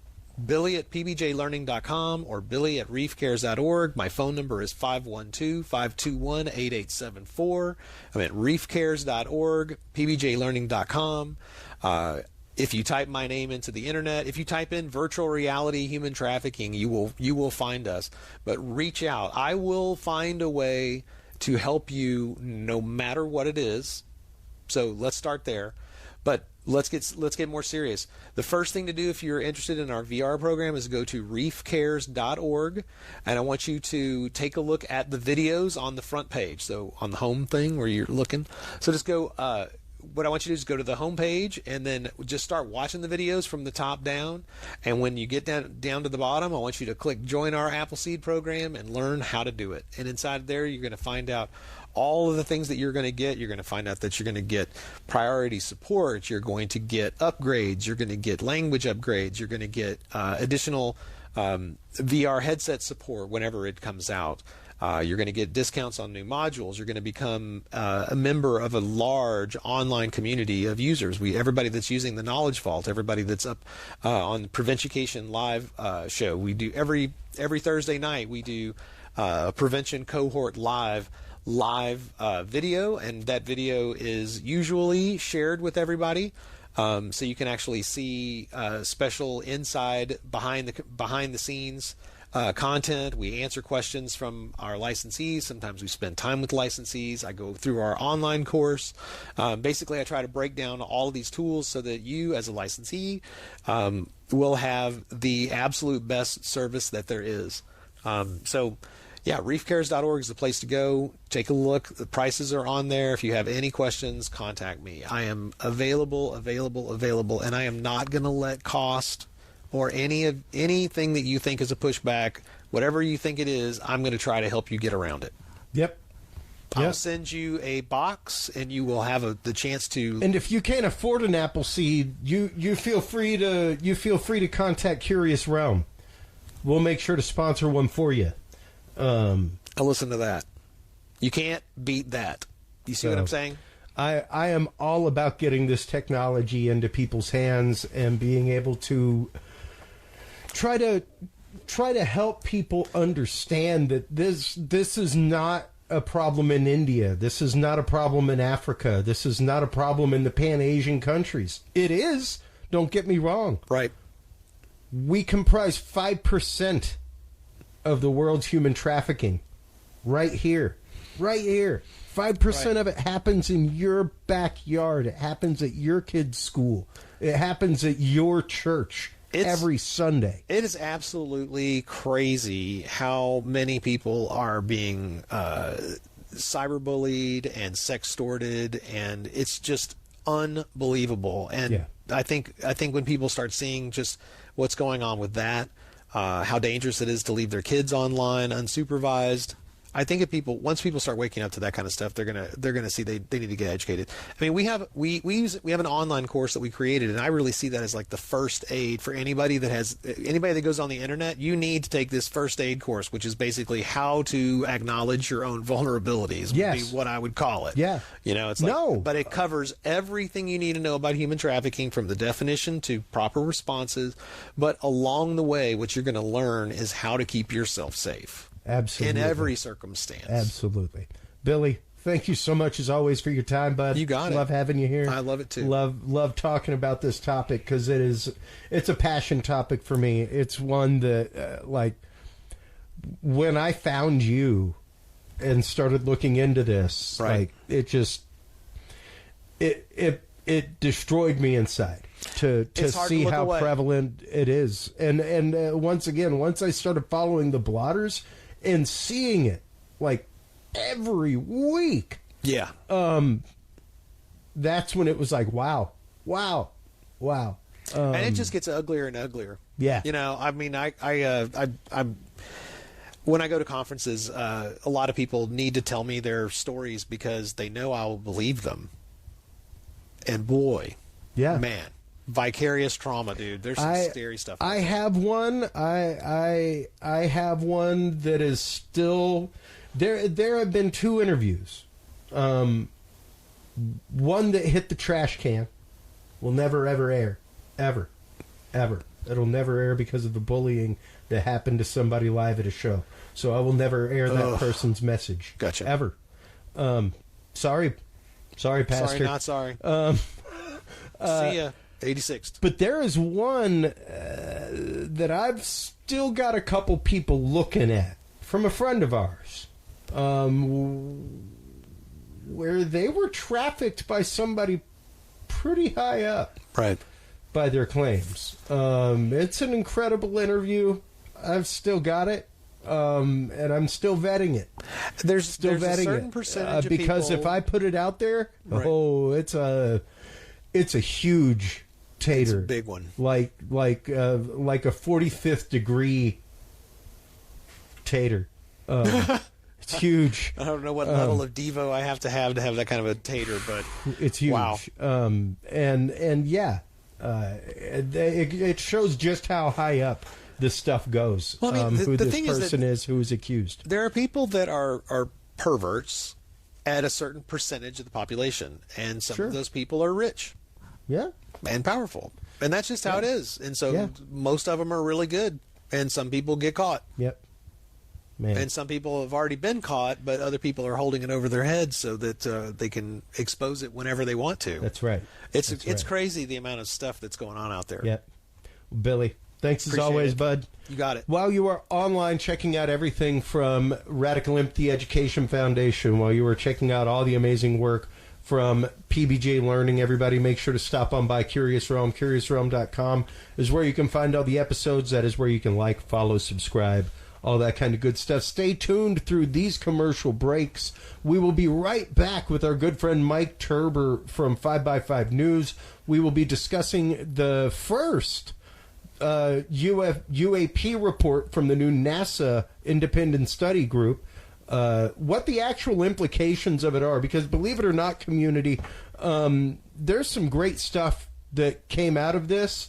I know a bunch of people are poo-pooing, but we will get into the importance of what this first findings mean, as well as some of the hubbub going on with Jaime Maussan and the possible literal grave robbing that he is admitted to by just presenting these Peruvian mummies that were taken out of the country without the country ever knowing it. And you're also going to cover what we didn't get to see because of all that stuff. Exactly. What was not on. That's right. We'll be getting into that and so much more with our good friend Mike Turber right after this, folks. Well, hello, everybody, and welcome back from that commercial break. Thank you so much to all of our sponsors, especially WebWorks Wireless. They are your source for credit-free, unlimited, no-throttling internet. We put out tons of content this last month, and all of it was streamed to our website through WebWorks Wireless. So stop on by, check them out, folks. WebWorksWireless.com is the website. While you are online checking out the website, you can also, of course, go to YouTube and follow our good guest for this segment, Mr. Mike Turber of 5x5 News. You can also stop by and check out the Curious Realm. We have tons of new playlists. Our new playlist that we'll be playing from tonight is the UFO, UAP, and Declassified Government Panels playlist. Tons of stuff on there, including like all of the House hearings on UFOs, the coronavirus select committees, the origin probe that happened, the hush money probe about the origin of coronavirus that happened, all kinds of things. So stop on by and subscribe to the Curious Realm on YouTube, folks. You can get the latest, greatest. We will be, of course, playing tonight from the amazing I say amazing. It was not huge. It was not groundbreaking, folks. It was a press conference to say we have released our first study, and we do, of course, have that study. That study is right here on screen. The NASA Unidentified Anomalous Phenomena Independent Study Team Report. There's all the panelists, everything. Welcome back to the show, Mike Turber. How are you doing, my friend? I am doing excellent. I had to find the mute button on this software. Is different. I was talking. I was like, oh, wait. I'm sure he doesn't hear me because that mute sign came up. It says, "Are you trying to talk?" Yeah. Yes, I am. Yeah, I'm doing good. How are you? Doing great, bud. Always glad to have you on to discuss these things. You, of course, are right down the road from NASA, right there in Florida. Mm-hmm. Yes, sir. Yes, sir. The panel that happened the other day, the public announcement that happened, a lot of people seem to be very disappointed in, very crestfallen. I don't know what they expected from a group of liberal scientists. Right. Yeah. It should have been less objective thought process to get into, to go, okay, I wonder what we're going to get out of this from a bunch of scientists, as opposed to, say, the UAP task force, which I had more hopes on them as far as anything was concerned. But then when it came out, remember that, 1 out of 144, and everybody's just kind of going, oh, no, come on. It's like we're rooting for a team, and the day that the team is ready to come out and play, it's like, oh, no, please. We want answers. We want to know what's going on. Something's happening in our skies. As skeptic as I am, I have to admit there are things that are going on that can't be explained. Yeah. But everything can be explained. It's just, do we have the technology to figure out what is happening? And if we're being visited by what would be technologically advanced by, say, 100 years or 1,000,000 years or 1,000 years or however many years, then we may not have the technology to detect these things, but we're able to detect something that's going on right now. So if we are, we need to know what it is and how it affects us. And yeah, there's a national security aspect to it, but if they wanted to come crush us, they could just do it. Well, it's like Dr. Michael Masters says. I mean, the whole concept behind the non-human intelligence is the fact of, hey, it could be a probe that we've sent back from the future. Mm-hmm. It could be a probe from an adjunct from another bubble inside of the tub of suds that is the universe. It could just be a parallel dimension that's reaching out. Who knows? There's so many. No, and to keep saying alien is to keep saying Kleenex. Or to keep saying Charmin. There's 100 different versions of toilet paper out there. Yeah. And the bigger aspect, I think, that is I think where a lot of that comes from is the moment someone hears. It's the whole reason why they got rid of the term UFO, pretty much, is because you hear UFO, most people, myself included, I get it, automatically flip towards the extraterrestrial version of it, so to speak. But in the literal terms, unidentified flying object was literally that. Unidentified flying object. It's object, flying, we don't know what it is. Yes. Yes. There's the category. And UAP is now a little bit more broad, I guess, a broader paintbrush for that. Well, but it's the same thing. That was addressed by a BBC reporter. The fact of, just because you've painted this under the banner of UAP, most people still think UFO. Despite what you think. And now the importance of doing it that way, like you're saying, Mike, and like NASA is saying, she's saying that you aren't dropping the stigma by saying that. To the general public, no, you are not. To science as a whole, oh, hell yes, you are. Yeah. Yes, the media plays because a lot. now you are talking phenomena. And when you talk about phenomena, that is quite literally the purview of science. That is, hold on. I'm going to reach here behind me. I'm going to disappear just for a second, folks. But I'm going to grab this compendium of books that I got. It started at MUFON, and I've gotten 2 more since. But here they are. Chris, where'd you go? Oh my God! These are actual scientific reference books, Michael. Like volume A1, E1, G1. We're talking Strange Phenomena, a source book of unusual and natural phenomena. Strange Planet, a source book of unusual geologic facts. A source book of curious astronomic observations.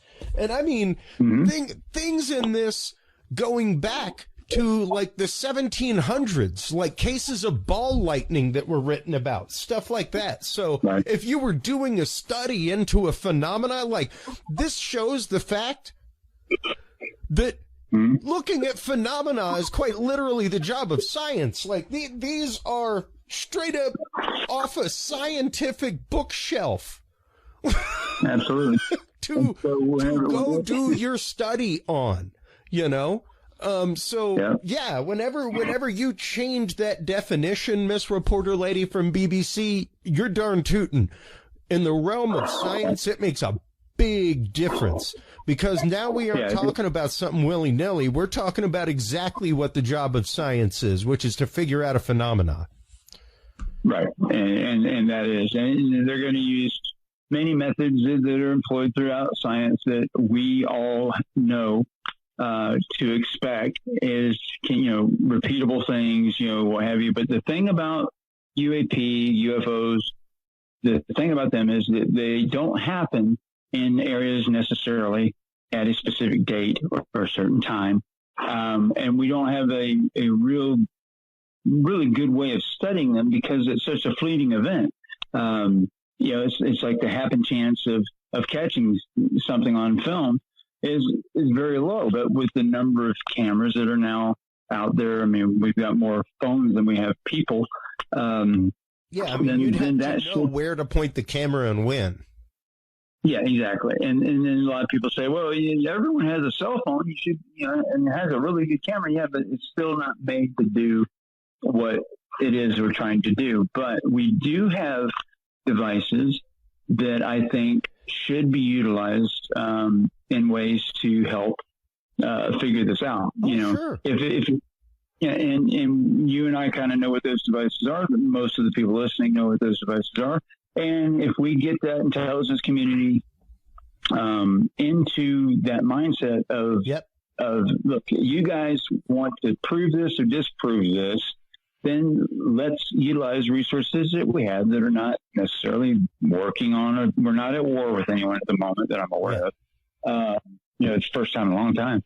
But let's utilize some of those resources. If you guys there's discs that they put in the desert that they use to calibrate satellites. Then while you're sitting there doing all of your calibration stuff, why don't you sit there and point at some of these things? If MUFON has a live reporting ability, and they have some way to tap into that would be kind of cool. I would like to do an effort where we go back through all of the dates and times of sightings and match those up with any satellite photographs that may have been taken at the same time to see if there's some anomalous object in that area. Well, I think that was the big discussion during the last conversation we had. Whenever there was or not the last was Grush talking about the whistleblower panel, but before that was the NASA panel that was with Arrow. And that's exactly what the head of Arrow said was, hey, there's a lot of sensitive things that I have access to, but I can't point them in America.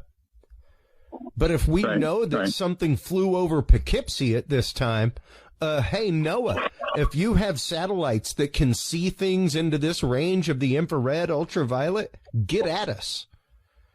Yeah, absolutely. Absolutely. Work with this. Let's use these civilian instrumentations that are available and out there to help really start peeling back the layers of this onion to figure out what's going on. And that's exactly what NASA said numerous times during this press conference and live stream was that, and crowdsourcing. Oh, yeah. Well, and that's just it. That was one of the points that one of the head scientists made, was that, NASA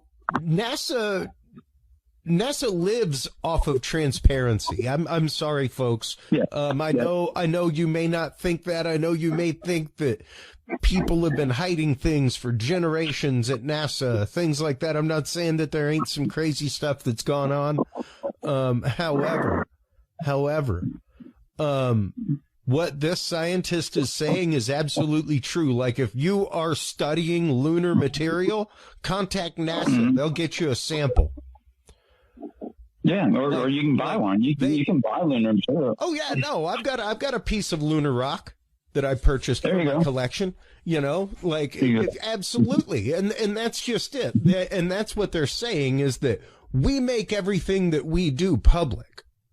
All of our research is public. All of their research, because they are a .gov, because we pay them, all of their research is public. Just so you know, artists, like this image of sprites that you see shooting up in the sky and stuff here, hey, if you want to use that for an album cover, cool. Use it. Make sure to put credit NASA. That's all you got to do? That's all you got to do. You've already paid for the rights. You're a citizen. Well, here's something. Remember when we lost Malaysia Airlines flight, and then they released a bunch of the possible locations, but they just didn't have the resources to comb over all of that area. So they were able to crowdsource and basically release those images to the public. And I was on that team, and we went back and we started to look for the Malaysian flight. And by doing that, it gave everyone a sense of actually, contributing to try to figure this out. And if we can do something similar, where we can go back and say, okay, this series of satellite images or what have you, taken at this certain date each time, may or may not have a certain object in it. Here's the time of the reported sighting. Here's the angle. Here's what they reported seeing, but all this other stuff, and put that into play and allow that to happen. And that would cost them virtually nothing. To try to get intelligence resources in to do that is going to be a double-edged sword. Yeah. Because one, the intelligence community is not really, into the UFO scene, so to speak, and you don't, nor do you want them in it. No. And you also don't want them playing around in the world of civilian. As soon as you give them reign in the world, and I'm not saying they ain't got reign as the world of civilian. They got contractors beyond contractors out there, Jack. They pretty much do what they want with impunity through said contractors, as we've heard from Grush and other situations. Now, let's go ahead and get into our first clip here, because if you want to head over to curiousrealm.com/video, folks, that is where you can find our embedded playlist there, just underneath our show files. And here's the first clip. Now, this guy, he may be brilliant, I don't know, but I'm here to tell you, he's not quippy. And he doesn't move fast when he speaks. But listen to what he's saying, because the message here at the beginning of this is oh so important. So here it is. Now, NASA has a statutory authority to look for life in the universe. And when you think of the universe, and especially what we have learned from the James Webb Space Telescope, how vast that it is. We knew before, and it was a NASA scientist, Dr. John Mather, who got the Nobel that determined that the universe was 13.8 billion years old. And over the years, particularly accelerated in the last century, we have an understanding that, of course, ours is not the only galaxy. And there are billions and billions of galaxies, and each of those galaxies, including our own, have billions and billions of stars. And with the James Webb looking at the exoplanets, we are now beginning to discover, and somewhere out there we will discover, another medium-sized stony planet around a medium-sized sun or star at just the right distance, not too far, not too close, with a tilt in its axis that rotates, that has carbon, that will have a habitable atmosphere. And he goes on from there. Once again, he lays forth the necessity of what we would have to find life as we know it, conscious life, as we know and understand life. And in addition to that, the fact that it is the purview of NASA and the duty of NASA to investigate these things and to look for life. And he was verbally giving you the Drake equation without verbally giving you the Drake equation. So it's important to number one, understand, our place in the universe, and we all want to know why we're here, what's our purpose, blah, blah, blah, all this other stuff. And that's perfect. But at the same time, it's that fear of the unknown, which fear is false evidence appearing real. It's a great little acronym. And as you peer out into the universe and you look around and you start seeing that, wow, this is way bigger than we thought, and everything that you think you know right now is not going to be the same 10 years from now, 100 years from now, especially, and even further out, which is a blip when you look at the overall scheme of things. Humans have only been on this planet. If you took the entire history of the Earth and placed it onto a 24-hour clock, humans would be here for the last 2 seconds. Mike, that's it. Mike, literally, in the time that I have had you on my show, the first time in my previous incarnation, I'd say your second visit, because your first visit was all about the Las Vegas shooting. But your second visit, we were talking about Area 51, things like that. And we played the Lockheed Martin clip with the kid and the walk-in cooler size reactor, who's like, man, when I'm done with this, I'm going to need a new job. Like, I can 3-4 generation this every year. Since we have been together as friends, just in that 5-year span, they have released, Lockheed Martin has released their documentation on the nuclear reactor that fits inside of an F-16. So it's like these things are changing constantly. And there's so much going on in the background that are, things that you and I might be aware about it, because we're technological, misfits, if you want to call us that. They actually have to absorb this material daily.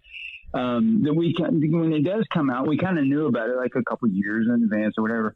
But when it does come out, unless it hits the mass populace, a lot of people don't realize a lot of this stuff. It's some things may go into some high-end organizations or some organizations supplies with power, electricity, what have you, and those things will be game changers for them.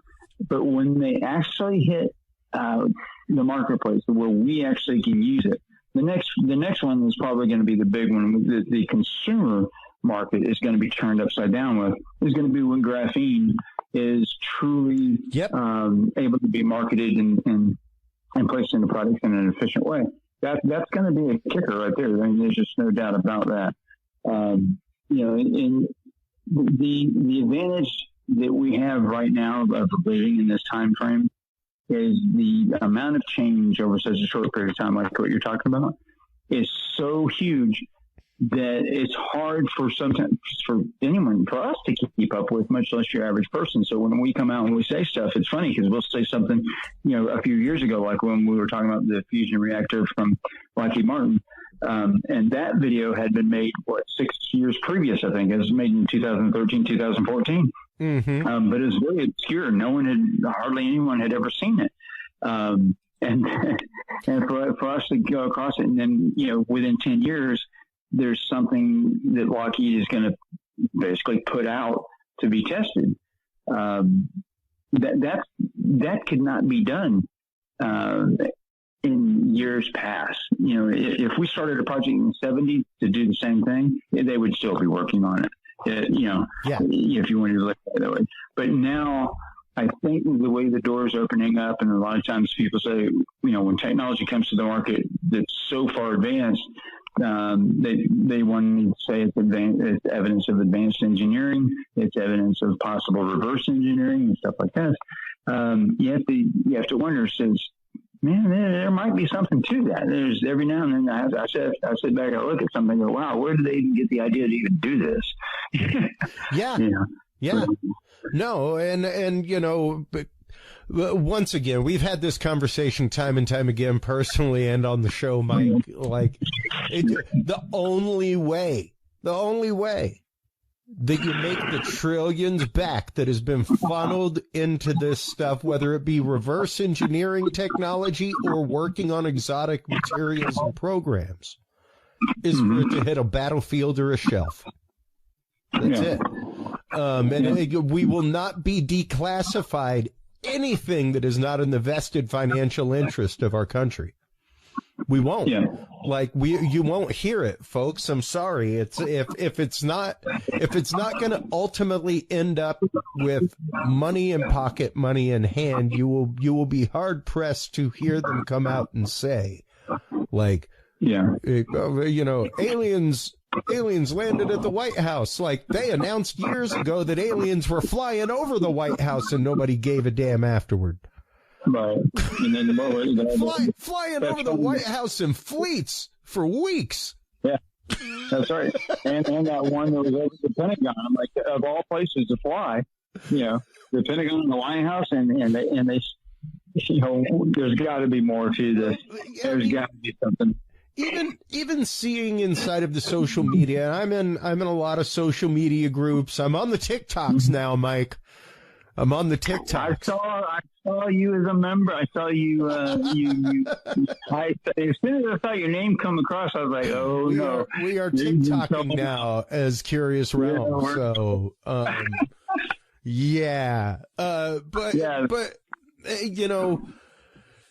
There's a stigma to being a NASA scientist, no different than there is to being an experiencer. Period. That's true. That's true. And being a NASA scientist or being a scientist that is investigating this, there is a stigma to it. And, fortunately, yes, the changing of the term has opened up a lot of things. It's opened up a lot of conversation. It's opened up a lot of amazing things, including, and I had it up just a minute ago. This article is from today. The news came out 2 days ago, actually. Oddly enough, using James Webb, scientists discover carbon dioxide and methane in a habitable zone planet. Exactly. Exactly the qualifications that the good scientist in the NASA, that's the head of the NASA group, was just talking about. We would need to find carbon. We would need to find methane. It would have to be in the Goldilocks zone. It would have to be at a tilt. Every one of these things is there, all the markers. So we'll see what comes of it. We'll see what happens. But they're also looking for other ways that some of the the molecules and stuff that we'll see in the atmospheres of these exoplanets are made using processes that may or may not come from life. Obviously, methane, it means the planet's got a bunch of cows. Yeah. Those kind of things. But, and that's how we associate with our planet. But we also have to look that a lot of creatures live on our own planet in areas that we once thought were uninhabitable. Obviously, the bottom of the ocean is a classic example of that. But the geothermal vents, they live around those. They just need energy source. That's why we're looking at Enceladus and tons of methane there too. Yeah, exactly. So when you have all this, you go, okay, let's start removing other possibilities and what comes left, and let's find some way to concentrate, because that planet is relatively close. It's not that far away, to see if any other types of signals are coming from that general direction or what have you. But yeah, I'm excited about that. I hope, and I know you do too, that in our lifetime that we get that answer. Interestingly enough, one of the scientists was mentioning the fact of, listen, we aren't saying that it's not the case. It's just the fact of there's one of two ways, like scientifically, one of two ways that you can go about finding a needle in a haystack. And number one, you got to have a good definition of what a needle is. And build a detector to detect needle. We don't know what needle is right now. Right. We don't know what that is. That's why the unidentified is there. But we do know hay, and we know hay very well. So if we can use the technology that we have and the methods that we have on hand, and new methods like AI, things like that, to examine this evidence, put it up against known quantitatives, and get rid of the known quantitative, then now we're dealing with the true anomalous of the 3 to 5%. True. And if the known is the hay, and we can remove all the hay, then we know what's going to be left is the only thing we're dealing with is anomaly. So now we've got something to work with. Now we've got a set of data. But right now we don't have that set of data, and we're trying to call things to get to that set of data. I kept saying at the MUFON Symposium, I cannot wait until they leverage AI on 50 years of MUFON data. Like, I just got goosebumps thinking about it. The possibilities, the connections that we have not seen, the patterns that we have not seen or considered, it's going to be phenomenal. And that's exactly what these guys in the NASA panel are saying. Now, the first question, which I love, came from James Fox. And I'm going to play it because it was epic. It was great. And it was one where, like, there was a stunned silence where nobody wanted to answer his question. Of course. where they were all like, did I drop my keys, or I can't find my room key? I'm sorry. Was there a question? Like, it's classy. So let's play that out real quick. We'll see how it goes. Please, sir. Thank you very much. This is directed to Mr. Nelson. Thank you for being here. Two quick questions. One is, how can we make the determination of what something isn't when we don't know what it is? And B, after a careful review of the data, if it's determined that some, underline the word some 10 times, UFOs or UAP originate from a non-human intelligence, what's the plan to disclose that to the public? And can you identify yourself, please? James Fox. Thank you. I'm sorry, and what outlet? Independent media. Thank you. Well, let me repeat. It's on. Let me repeat what I said. I think it's important that you hear this word for word. The NASA independent study team did not find any evidence that UAP have an extraterrestrial origin. But we don't know what these UAP are. The mission of NASA is to find out the unknown. I've said several times in my comments here today that we, NASA, deal openly and we will be transparent on this. And we're trying to address the question of there's so much concern that there's something locked up, classified, and that the American government is not being open. Well, we are the American government, and we are open, and we're going to be open about this. We don't, again, I'm going to repeat that statement, but we don't know what these UAP are, but we're going to try to find out. Thank you very much. And is there a plan in place if it is determined that some of them represent or originate from a non-human intelligence to tell the public? Is there a plan, or? If we are what I said we intend to be, which is transparent, you bet your boots. We will say that. And I've tried to. You bet your boots.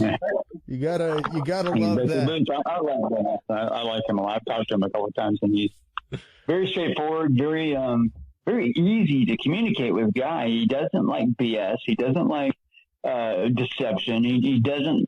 He's just a class act. I mean, the guy's just really cool, and I don't see him as I don't see him as someone that would harbor any information in this study that would show that there's advanced life or NIH and all this other stuff, or NHI.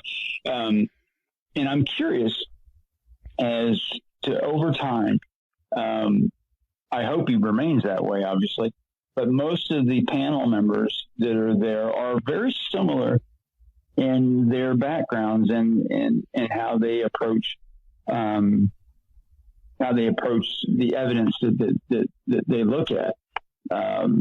That they want everything open as well, and I think it would be very difficult for someone to keep anything under wraps that comes out of that committee. I think it would be, they may keep it under wraps for media concerns, like they'll release the information in a couple of days or a week or something like that.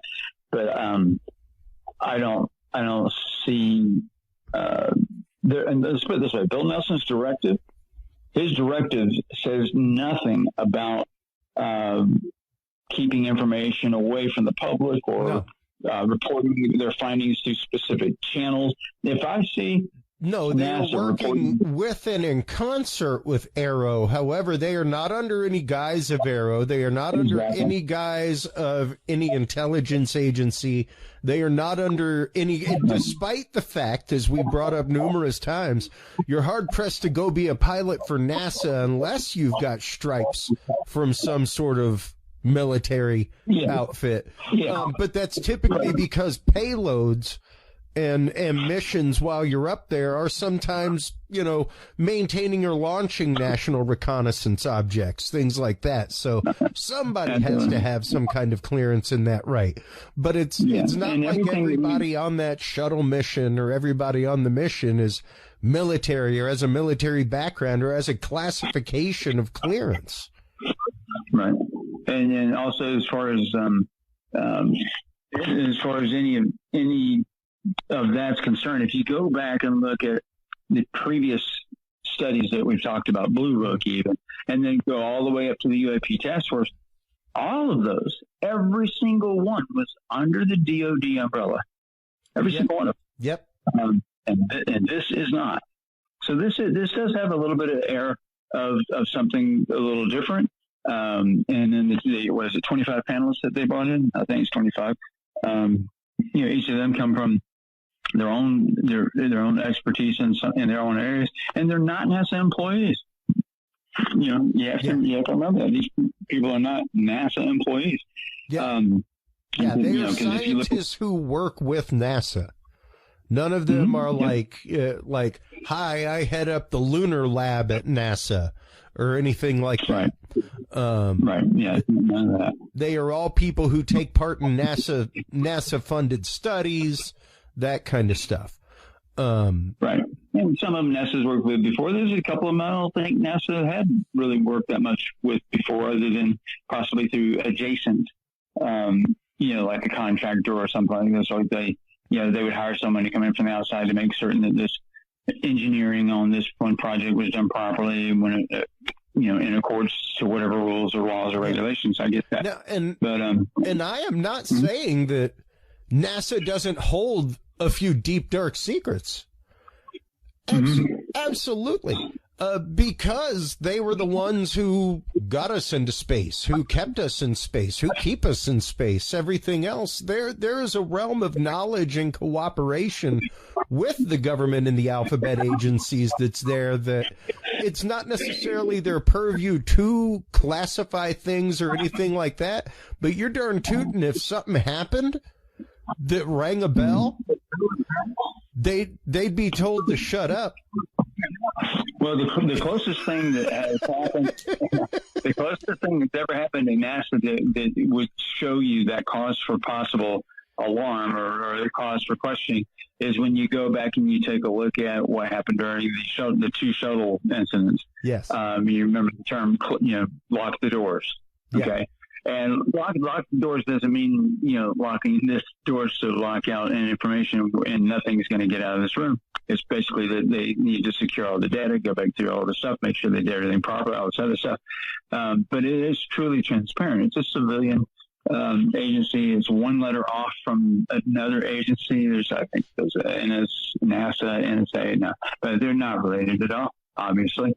But the information that is garnered through a civilian agency like NASA is utilized across the board. And they have liaisons. Speaking of liaisons, this is classic. The liaison that used to be the liaison between NASA and the Department of Defense is now the head of their UAP research. So I think it was Mark McClellan.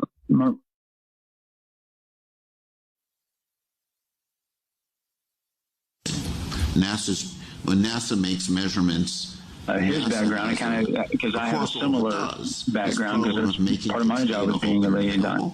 Of course, and when you go back and forth between different agencies, you got to have a wide berth of knowledge of different technologies, of different rules, regulations, how they relate to what have you. And a lot of that is you're not just a conveyor of information. You're also the person that has to report that information back. So you have to have your stuff together. So this guy's got to be on top of the game. So I don't know if you can pull his information up, but if you do a search for NASA names new head of UAP research, you should be there.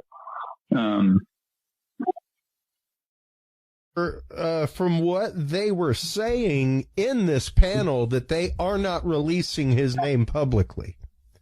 Oh, I just released it. Sorry. Oops. I may have screwed up. No. They were asking. Somebody had asked that, and I know that they did name him. Hold on. NASA names new. I think it's Mark McClellan. But yeah, the thing was getting someone that had that.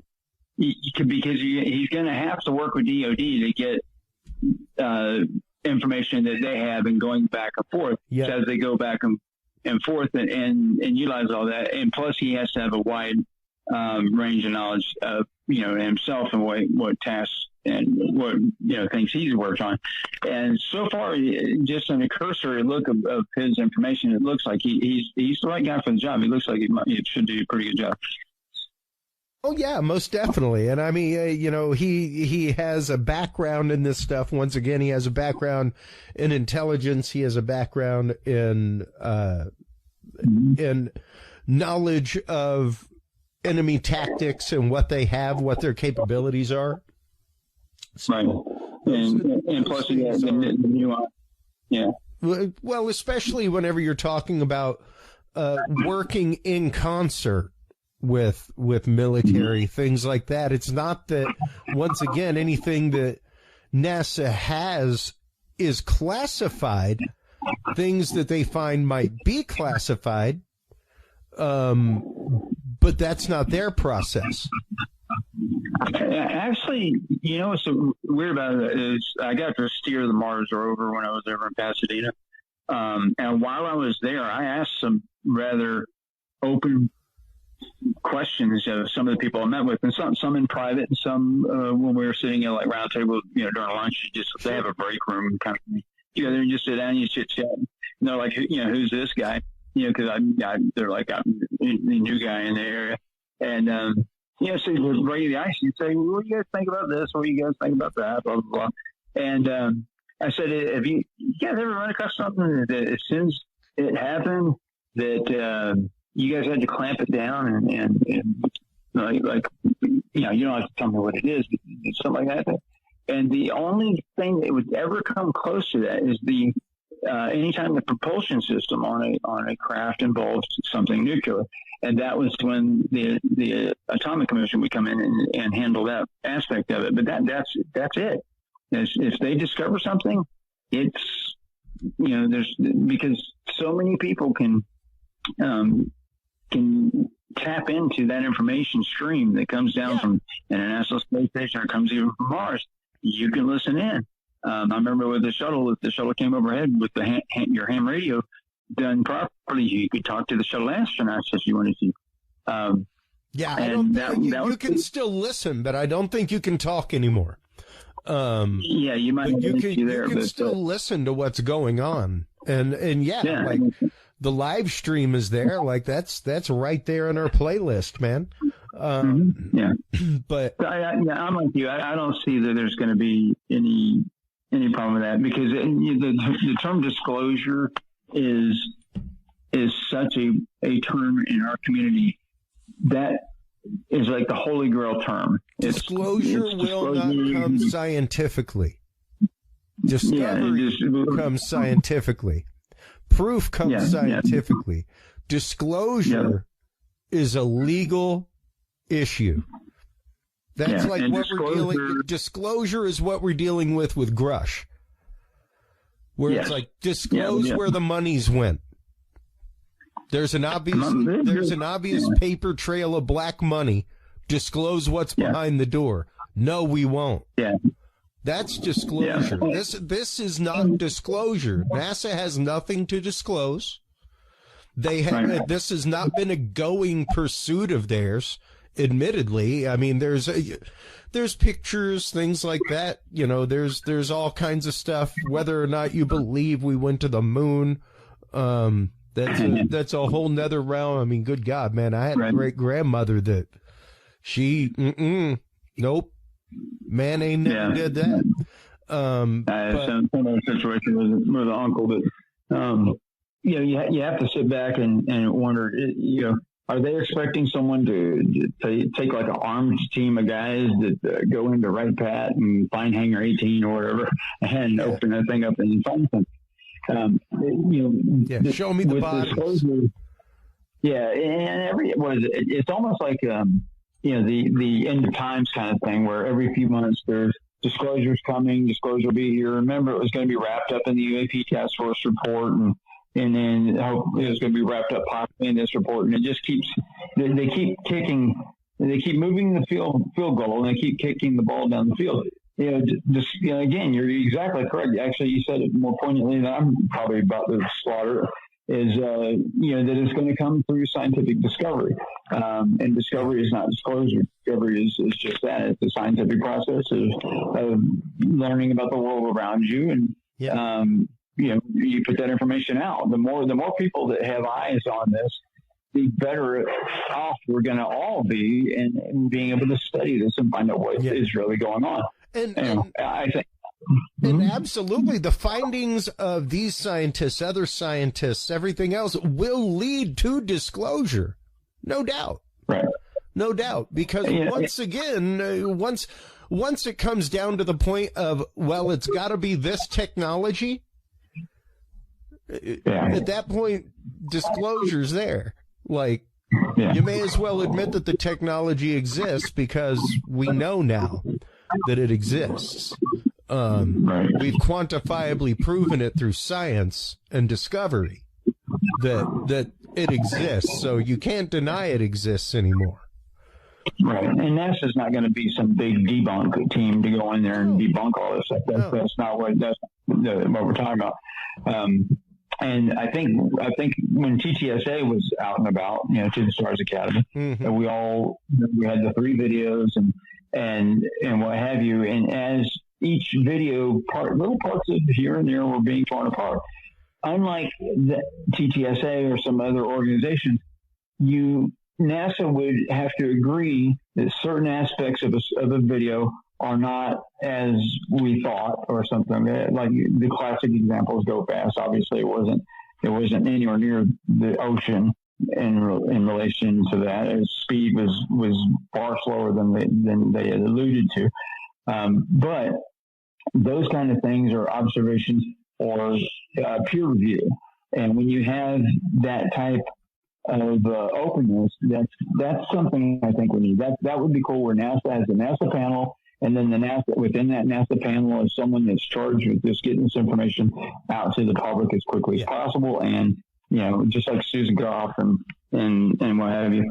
And I hope going forward that flow of information will be free flowing. And we don't have to keep waiting for these meetings or reports to come out. Just put it out there just like they do everything else. I mean, that is very much what they are laying the groundwork for right now. Is once again removing that scab of stigma within the scientific community to say, hi, how you doing? NASA researcher, I'm looking into this, just wondering if you've run across this kind of data in your work, and coming at it like that, you'd be surprised what other scientists may be like, come to think of it, we did have some of these weird things. Here you go. Hey, it may have just been an anomalous thing on a meter, but if it correlates and leads down a trail of discovery scientifically, it's an important clue, Well, if anything leads to an explanation as to if someone walks out of their front door of their house and they see something, and then later on, if the government comes in and explains what the hell it was, no one's going to trust that. No one, they want it to come from, someone that, So, but NASA, is the government, but it's not that part of the government that everyone's concerned about with. But they have a government purview, like they are funded by the government, and yes, they are national. They are the National Aeronautic and Space Administration, and that's exactly what they've been saying. Is the aeronautic, even figuring out what these things are and how they're flying. That's our job. Yeah. And aeronautic, it's in the skies, and it's over our nation. That's exactly what we're supposed to be doing. Security. Yeah, and as soon as something, the national security threat term has been thrown around in this arena so much since all this, the latest hysteria has started. I guess we can date it back to TTSA, I guess. But when something becomes a matter of national security, then we wouldn't know about it at all. You got guys flying around in the back of their planes with their iPhones out, taking pictures out their own canopy of objects, and these images are getting out, which some of them turned out to be Batman and shark balloons or whatever, but that's okay. Yeah. It's still getting, and that means they were willing to not utilize the $3 million camera that's on their wing and use the $1,000 camera in their pocket, but they still got the information and they still get it out. And as we look forward, I hope that utilization of our resources is done in such a way that's proper, it's managed properly, it's efficient, and things like that. In the past, we've always, every study I've ever seen in the past, they've always had some weird things, and as far as getting answers, and we at the end of the study, we always remember government spends $20 million trying to determine why a horse stubs his toe, whatever, stuff like this. Why would they spend that much money? And so some people view this as the same thing. They view it as the government putting money into a research project. No, they see this as a whitewash. Yeah. This is a veneer, nothing more. Yeah. And that brings up the final part of our discussion tonight, which was broached because these things were happening concurrently in the social media world. But a reporter from the BBC did broach a question about the Mexican alien bodies brought forward by Jaime Maussan to the Mexican Congress. I have said on social media, I hope.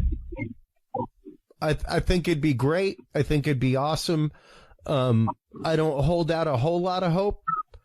Not after a fairy body. Not after, the Paracas mummies that were pretty well proven to be human. But once again, that's where peer-reviewed science comes in, and access to data. Once again, and you can say what you want about the Paracas mummies, things like that. Sure, Gaia Network. They did a study. They have shared that data with nobody, and they share samples with nobody. Yeah, same thing with Skinwalker. Go get some peer-reviewed information. That's exactly what NASA is saying. Is this is what we do is peer-reviewed data. You want to look at lunar rocks? Give us a mailing address. We'll send you some lunar rock. Show us that you're doing the scientific work, and we will gladly share data with you, to the point that everything is there at NASA.gov. All of their stuff. Right there, NASA.gov/UAP is where you can find all of their UAP stuff. Every bit. So, I think this is going to be a roller coaster ride. I think there's going to be a lot of build-up for whatever the next report may be, because you have those same individuals out there that tend to hype what information may or may not be coming out, and then when it comes out, it becomes anticlimactic, and everybody's upset, and then they do it all over again. And the same people get all excited again. And after a while, you turn it off to that. Yeah. But with the hype being said, let's get to that hype question real quick from the reporter. Let's do that. Yourself too, please. Good morning, Sam Cabral with BBC News Digital. We've been talking a lot about shift from sensationalism to science today. Has NASA been in touch with the Mexican authorities about the rather sensational revelations earlier this week of 2 allegedly non-human corpses? And what, if any, importance do you attach to these discoveries? I think David had to prep for that one. Well, this is something that I know I've only seen on Twitter. So it's, when we have unusual things, you want to make data public. I think of this as NASA has one of the most valuable samples from outer space, lunar rocks. What do? We make them available to any scientists who want to work on this. We don't know the nature of those samples that were shown in front of them. If I was the Mexican government, I would are making recommendations to the Mexican government. That's not our charge here. We're doing this for NASA. My recommendation was, if you have something strange, make samples available to the world scientific community, and we'll see what's there. I'll just add that one of the main goals of what we're trying to do here today is to move conjecture and conspiracy towards science and sanity, and you do that with data, as David says. And that's the whole purpose of this study and this roadmap. Thank you. Thank you. And I love that guy. He's awesome. I love listening to him speak. He is so entirely cogent with what his mission is and what this is all about. He's fantastic. Yeah, and you can look right into his eyes and know that he wants to say things a different way, but he's quite comical in some regards. I'm sure I think the first few minutes of some of that speech is him explaining his thought process of taking on this task of being that spokesperson. Even the straight out bullying of NASA scientists online, in social media, everything else, it's one of those that is not how you get somebody's help.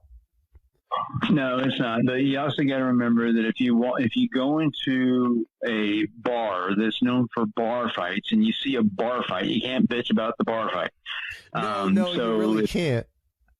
No, you can't. But you can bitch about it all day long, but you're still going to see bar fights. And part of the reason people go to the bar is either start the bar fight or to watch the bar fight if that gets comical. So that's what that's what happens with Twitter. That's what happened. Remember the early days of Facebook and some of these others is that people come on, even have the trolls, and that's what they do. And that's how the website I built for the knife community, which is bladefarmers.com. That website was created because of a troll. I decided, enough of this crap. I'm going to do this way. And let that site belong essentially to the people. The only rule ahead, don't attack an individual. You can attack someone's work. You can attack whatever you want to do about what they have done as far as their work is concerned, whether it's a product or whether it's whatever it is. But when it comes to the person, no. And I think Twitter allows too much of that to go on. I think since it's changed hands and it's now X and, what have you, it's possibly getting a little better in some regards, but that's going to be a product of the environment. And as you well know, the internet is what. That is a lot of the conversation that they were having was that seems to be all over in society right now because that is just the way of social media, and it's not the fact of as they are growing into this, they've, it's. But that's where if they control the release of information and not necessarily rely on feedback through social media, I think it'll be a lot better off. Just like NASA does currently, whenever they have information or what have you, they put it out to official channels. And once that information's out, it's disseminated, blah, blah, blah, they're not going to rely on Twitter. They're not going to rely on Facebook or whoever to release information on and then not expect, the 2% or 3% that's out there that love to stir up things to come on and do it. But I think training needs to be done also for anyone that comes into this arena that explains that, I think they know it. I don't think they were hoodwinked in it, and then all of a sudden, Yeah, but brother, you know as well as I do, though. That's a different level in a different arena, and your casual scientist who is out there who may not be on the Twitters, may not be on TikToks or Facebooking all day, they've got a LinkedIn profile probably, Yeah.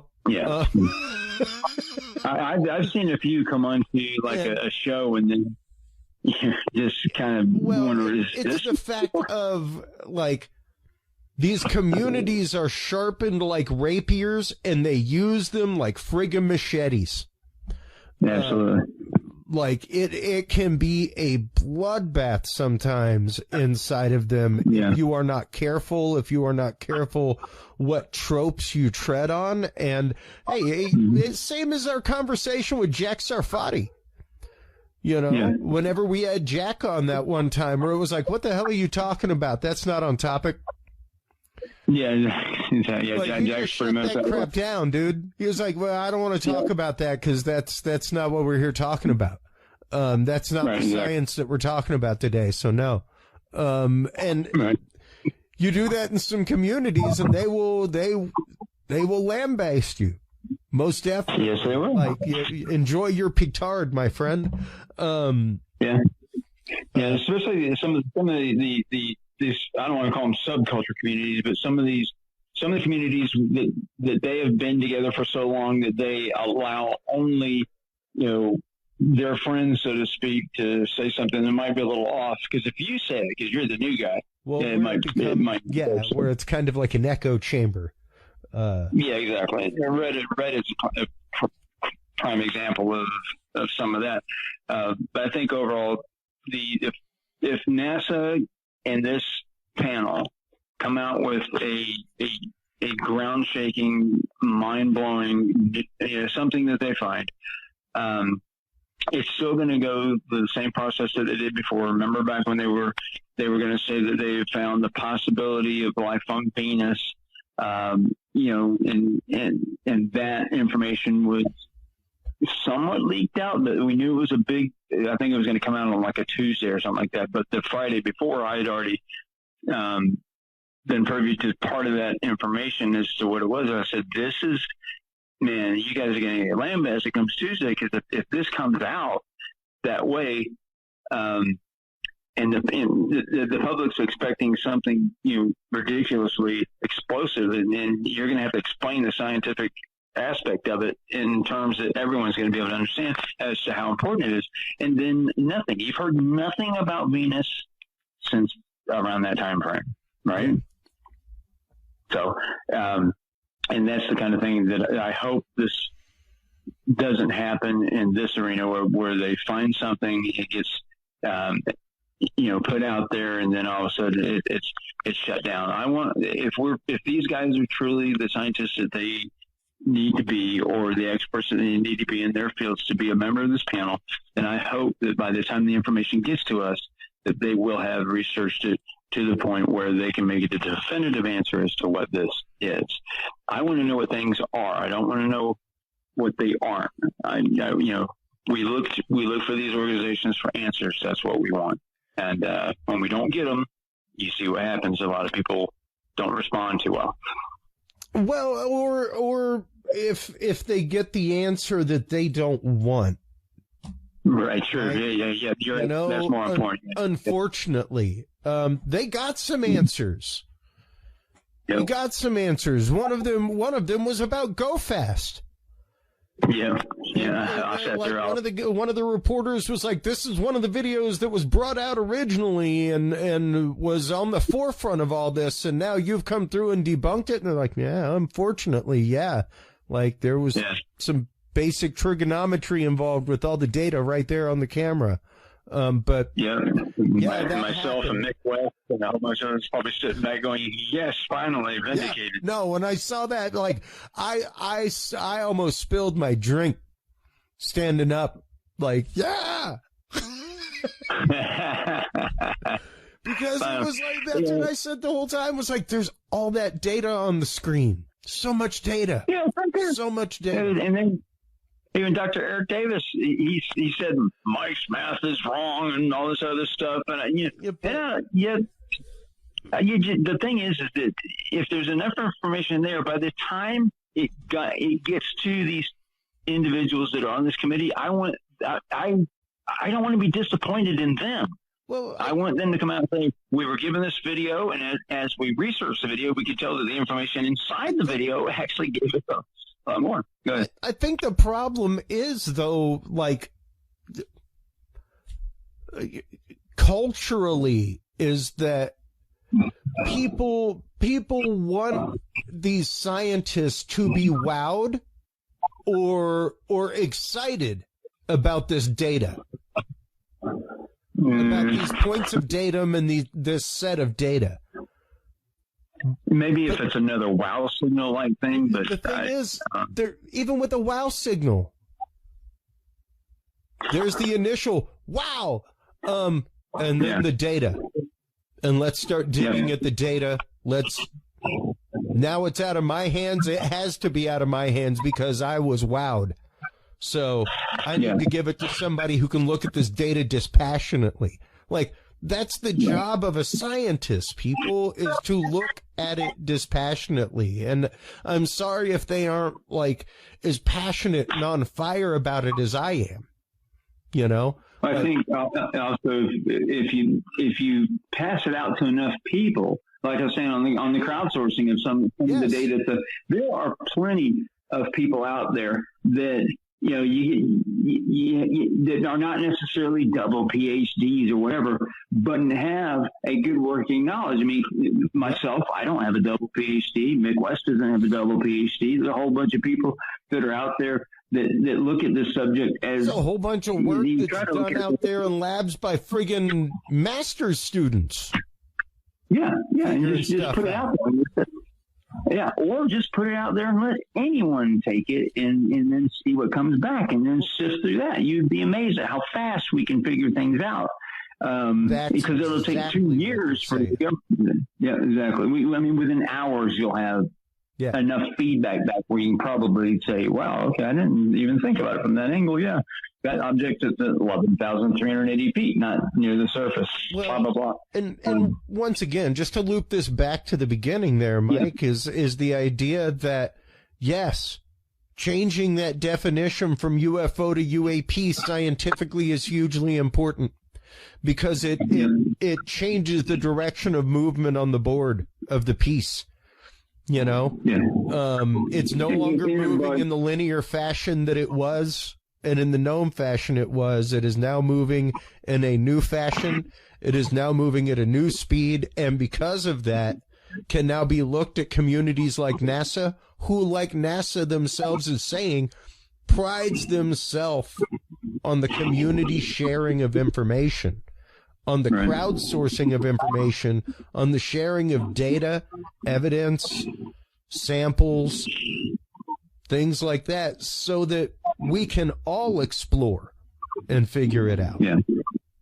And you know, a lot of times when people change the term or something, by broadening, by changing the term, they basically broaden the canvas that this overall picture is going to be painted on, and it is all about the picture. And I think that's a good thing. And you know, you don't want to leave anything out where, you know, like it's compartmentalized almost. You want it to cover everything. If something's UAP, it's unidentified anomalous phenomenon. It doesn't matter if it's flying, floating, farting, whatever it's doing under the water, flying through lava. Doesn't matter. And you know, the audience may be tired of it. I started saying it right up around the time of MUFON Symposium, and I've been saying it, that beautiful term of non-human intelligence removes the idea of alien. Right. The work that the NASA panel is trying to do by saying UAP, and Arrow and everybody by saying UAP instead of UFO, is to take it out of the box that it's been in, that scientists won't look at because it's not inside of their box of science. Right. We're not going to look at UFOs because it doesn't fit inside of our box of science. And but here's what's cool about calling it all a UFO and saying that it's alien in origin. You are being no less narrow-minded than that scientist, because if it doesn't fit inside that box, then it's not. Right? Yeah. We have to lift these veils. We have to be willing to use new terminologies. We have to be willing to crowdsource information. We have to be willing to turn AI loose on data sets like crazy. Yeah. Like crazy. That's going to be huge. That'll be huge. Hopefully it won't necessarily be the chat GPT 3.0. Man, you know, we need to do a whole episode with somebody about AI. I don't know. I think a whole bunch of people are worried about a whole lot of nothing right now. Literally, like you have to task an AI, and it only comes up with things that are out there. It calls information that's out there and then comes up with similar information. Yeah, it does. It does. And when you have it extrapolate, it kind of extrapolates in a creative process. The dangerous thing ain't the AI. It's right. the people not being able to tell the difference between an AI and somebody writing. That's true. That's the problem. Yeah. That is, or just like the AI videos. Remember, you got videos of people doing things that that person never did. No, like Robert Duncan, there was probably about 2/3 that was right there. Like, I'm not gonna lie, my new bio was AI written, folks, and it reads pretty well. It reads pretty well. I went through, I edited it, I fact-checked it, all that kind of stuff, but it reads great. You had to fact-check your own bio? Well, I mean, I wanted to make sure that the things that were in there were right. No, I'm messing with you. But quite honestly, it's remarkable. And the possibilities that are out there are great, but you've still got to cull through the data afterward. Whenever you give AI a task, that kind of stuff. Like, I don't think it's taken anybody's jobs for a long, long time. I don't think it's going to Whopper and taking over nuclear codes or anything like that. Like right now it can't even draw friggin' hands right. It's got the same problem as every junior high artist out there. The hands are just whacked out. Yeah, sure. Beautiful face, amazing body. The hands are like, yo, what is that? Is that 6 fingers? One thing, but the people that do all the copywriting and stuff like this, not copyrights, but where you write copy or you write stories. Oh no, man, they're going to have to shift their focus quite a bit, and they're going to have to understand that if I was going out and I was going to write a novel or write a book or write a story, and I was going to hire a ghostwriter or this or that, I now have the option of using AI, where I don't have to have it. I can manipulate the results in such a way that, or edit the results to fit whatever it is I'm trying to do. But my God, the speed at which it can do it is just mind-blowing. I write a 5,000-word story on a certain object that I worked on back during SCI. I was amazed at the information it came back with and how little I had to edit it. I sat back and went, well, there's a lot more information apparently out there than I thought, because I thought I was going to have to edit in a lot more than I did, and I didn't. So I was pretty impressed. It's kind of scary too. Wow. Well, Mike, I want to thank you so much as always for coming on, talking about this stuff, breaking down this recent panel that just happened, all the research coming up from NASA, everything else. Let everybody know where they can keep up with 5x5 News. I know you have been out on the road working like crazy, things like that lately, but where can people keep up with what you're doing, and where can people follow along, bud? The two places are probably going to be the easiest to work with would be YouTube. Just search 5x5 News. I should be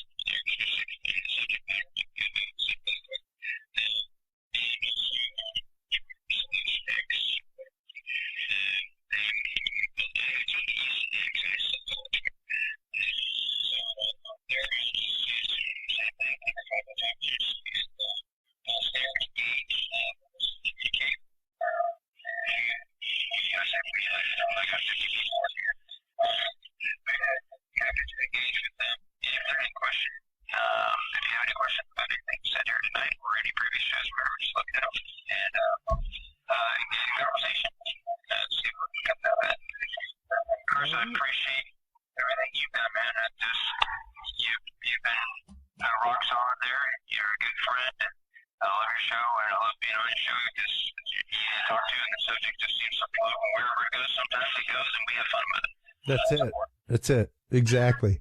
Well, hold on real quick while we close things out with the audience, Mike. Of course, while you are online checking out all of the amazing work of Mike Turber and 5x5 News, both on his Facebook page as well as his YouTube. His YouTube, like all of our guests' YouTubes, are embedded at curiousrealm.com/videos. Make sure to stop on by curiousrealm.com, like, follow, subscribe, everybody. Stay tuned for more amazing coverage from live events. We'll be going out to Texas Bigfoot Conference here in October. I'm getting ready to be on the road again, so get ready for an awesome pre-recorded episode coming up. But you can always catch us right here on curiousrealm.com/live every Tuesday night, everybody. You can catch us on our YouTube page. You can catch us on Facebook. All kinds of stuff. So until next time, take care of yourselves, take care of each other, and remember, stay curious. We'll talk to you soon. Bye-bye. Thank you for tuning into this episode of The Curious Realm. Stay tuned for more guests, forbidden topics, and hidden truths. Download the official Curious Realm app and view the Knowledge Vault on our website, curiousrealm.com. Follow us on social media by searching Curious Realm. Curious Realm is available on your favorite podcast services, as well as YouTube, Roku, Amazon Fire, and Apple TV through the APR TV app, available on all app markets. Curious Realm is a proud member of the HC Universal Network family of podcasts. For more great content or to become a sponsor of Curious Realm or other podcasts, visit hcuniversalnetwork.com today. Thanks for listening. Stay curious. And remember, the other side is always watching.